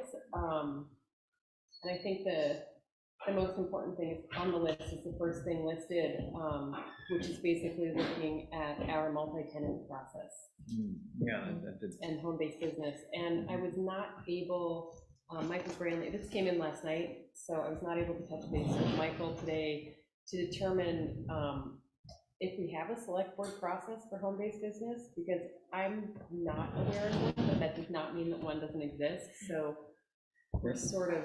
That came, when that was put in, that came from, well, not this one, it came Yeah, from like that little one that earlier I used to one. have there. That's where it came from. And so we'll have to see if that's still in there, because that's why it ended up with the selectmen. Because I always thought it should have been the planning board that decided that. But the planning board had the option, I think. The planning board passed it on to the selectmen because they didn't want to deal with it. So that's how they ended up with it. But I don't think that. Do they still sign off on? They do, Yeah. but as Sarah said, I don't think they have any prerogative, I mean, any guidelines to go by Yeah, to there's, do it. They no just say, metric. oh, that one looks like one and that one doesn't look like one. yeah. So that's what. I always felt like it was just sort of a no, so they know what's going on in Yeah. town, but it wasn't. Yeah, no, that wasn't that. They needed an authority to decide if it was one or not before they continued. And So, Is there some company that asks how many vehicles are gonna be using the driveway per day, have you heard that thing? we do in our regulations in there. I know, but I mean, I thought for home-based business, it was too, I can think of several, one vehicle. Well, now we have a distinction, though. We have home occupation and home-based business. We divided it up. We have Okay. home-based business comes before us, home occupation is granted outright if it doesn't change any character of the neighborhood or anything. Right, and you don't even know it's there when you go Yeah. by. That type of business, yeah. so, I mean, I think the biggest part of this is the question of site plan review. And so what I'm gonna sort of recommend, and you guys can totally disagree with me on this, but since we have other things, like, I feel like we're this close to getting these regulations implemented with the changes, but I feel like we already have a lineup started for the next round of revisions. Should we take legal suggestions into the next round and proceed with implementation in an upcoming meeting so that we have parking and landscaping, or do you want to go through and try to address all of these before implementation? My opinion would be, let's take these and look them over for our next meeting and decide there might be one or two, like you're talking about, more important to put into this round of regulations and leave the rest for another round of regulations, maybe. Anybody else think that? I know you guys haven't Read had them an over. opportunity to really scrutinize. In the this. meantime, we can research to see if there's anything in there about the selectmen. Yeah, or, Yeah. yeah, we do that right, just to see what the points are, and maybe the planning board will take that back. I'm sure the selectmen wouldn't care whether the planning board had it or not. From what I could gather, some of them are pretty no-brainer. Some of them are, yeah. There's a couple are that pretty are more, small. I mean, and this was me like trying to read with my fingers in my ears, because it's dense, but It is. I think for the most part, we could probably pretty easily accept these right now, like today, not today, but, I don't think we're gonna choke on Okay. most of these. We'll look them over then for the next meeting and I'll decide. put this back on the agenda for the next meeting. Okay. And you're going to review that section. I did review that section, and I only encountered about 30 seconds by Steve Buckley talking about that, and I watched the whole section, and I watched the question and answer thing that came at the end. So I'm still not seeing anywhere where Stephanie Verdile talks about preliminary consultation. Okay, yeah, you keep looking. I mean, I'll do my best. Tomorrow is probably gonna be devoted to all of the minutes. Gosh, you guys talk a lot. Poor Beverly, right? And again, that's why she needs a more day off time now. involved, right? So you're talking about, She's what you're really- discussing was more time for the preliminary, It's a, The requirement of a preliminary a consultation. requirement of one, okay, yeah, Yeah. whether we can require it or not, because we're not required to do it, but whether we can require one to be done. Or Is that what you're talking we about? can require it, We can, but yeah. the advantages or disadvantages or communities that actually do require it, so that if we want to consider something like that, we can look at their regulations or talk to them and find out how that works for them. If you guys want to consider it.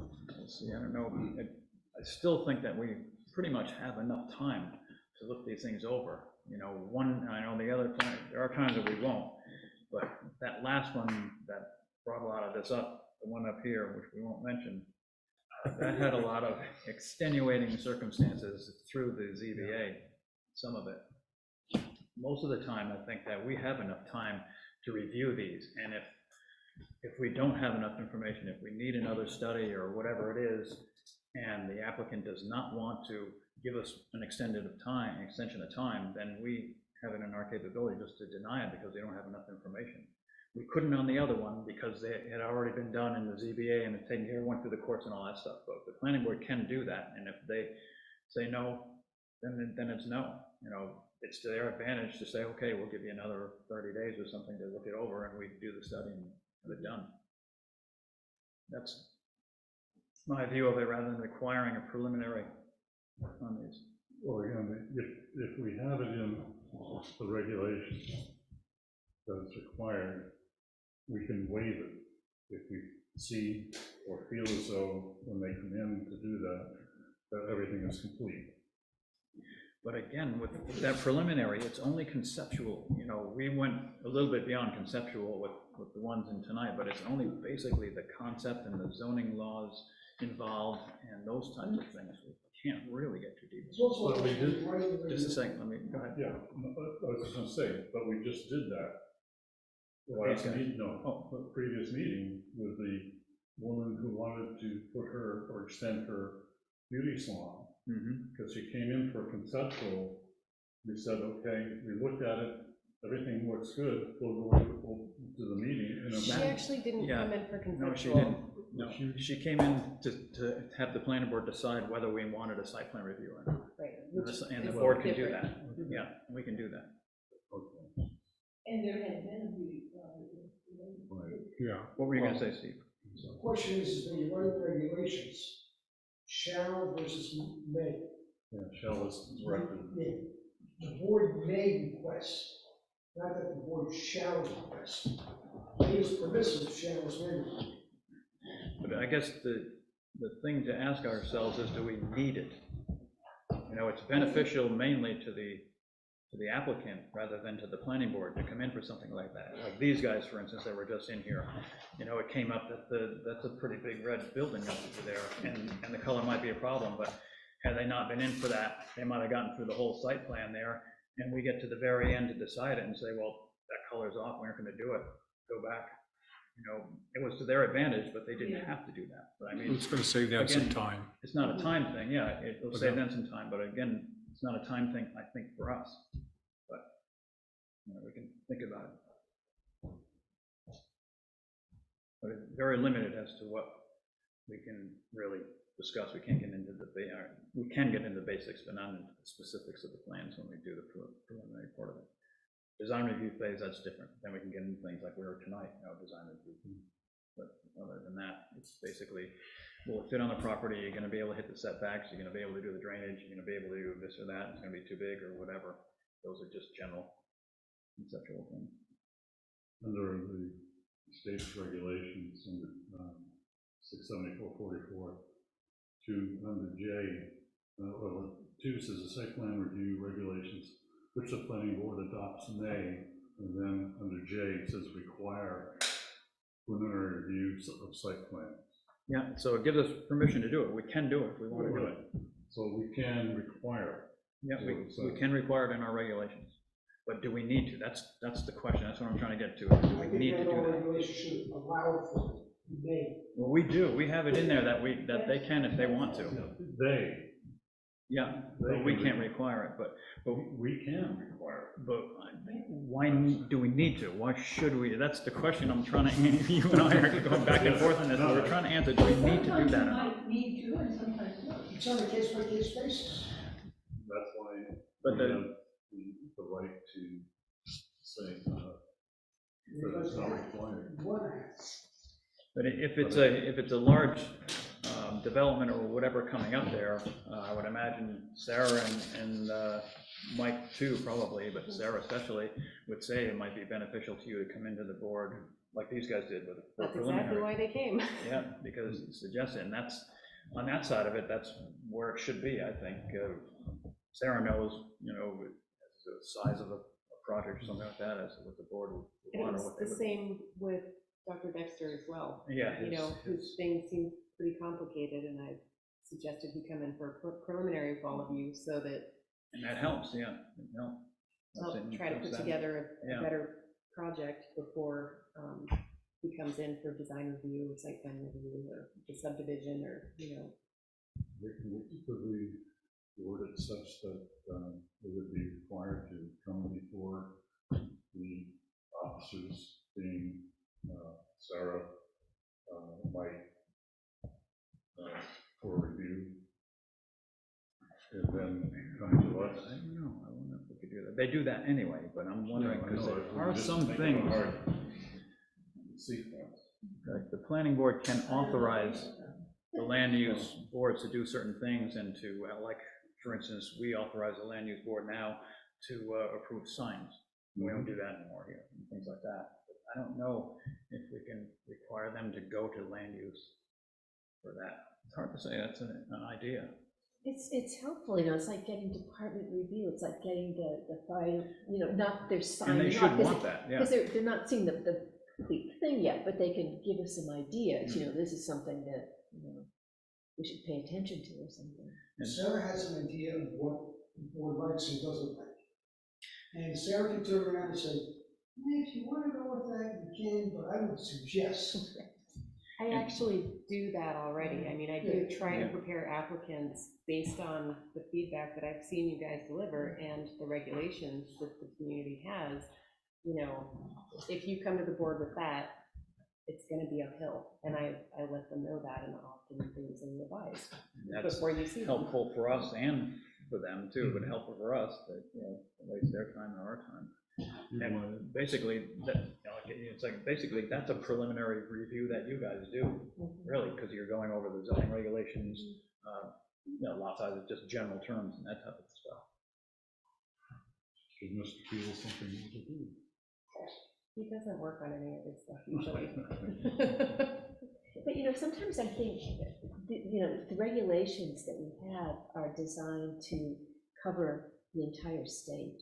Yeah. And we happen to be very lucky in that we have an exemplary staff planner, in our pocket, whereas a lot of towns, they don't have anything, they're just boiling away. So I think it's wonderful what you do. Thank you. Yeah, it helps a lot. But I agree, I do think that provision is in there. Well, this is why I really want to find the section that Richard has been bringing up from the planning and zoning workshop from a couple of weeks back that OPD put on, and BEA and NHMA. Oh my God, they have so many letters. To see what they said about it, if the requirement for that really is more intended for communities that don't have staff, because a lot of the state has communities with no staff, and they have the regional planning commission that supports their meetings, but they don't have full-time planning staff and code enforcement and all of that. So The small towns, yeah, I agree. and in those cases, the requirement of a preliminary consultation makes sense, because that would take the place of what staff does when an application comes to the town. And that it makes sense, maybe that is how it got Let's into it. let's see if I can get to the bottom of that, and perhaps that, you know, I did not pick up what town she was involved in, and that may be exactly why Yeah. they made it a requirement. Yeah, and it makes perfect sense. does, yeah, it makes In perfect those sense, cases, yeah. because you do need more time to review it. Yeah. Because, I mean, I have hopefully at least a 3-week lead time before you guys see anything to review it and get more information and request changes, so that when you guys see it, it's as close to a complete application as I can force out of an applicant with as much information as I can get from them. Well, probably let's see the color red. I saw the color red a couple days ago when they submitted that, and I thought, let's see what the board says. What was the, I can't remember, I didn't bring my phone in with me, but I sent a message to you last week about training that's coming up in Lee, New Hampshire. What have you got about CRS development? I can't remember off the top. Was that I just saw it too. I think I forwarded that to the board. It's way over on the seacoast though to go, if you wanted to go. It's in Lee, that's not close to see. Well, it's Almost. pretty close, It's not quite. closer than we You are. guys are something else. I mean, I grew up in Ohio. If you wanted to go from the Ohio River to Lake Erie, then you could complain. Check what can go on with Buffalo, New York. A 2-mile drive, that's Too far. All right, let's get back to Swanzey. It sounded pretty interesting and informative. Anything else we need to discuss this evening?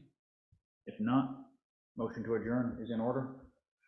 So moved. Motion to adjourn by James, seconded by Richard. Is there any further discussion? All those in favor indicate by saying aye. Aye. Those opposed? Okay, great. Recording stopped. Well, this time in my life, I don't want to travel anymore. I had enough when I was in the board.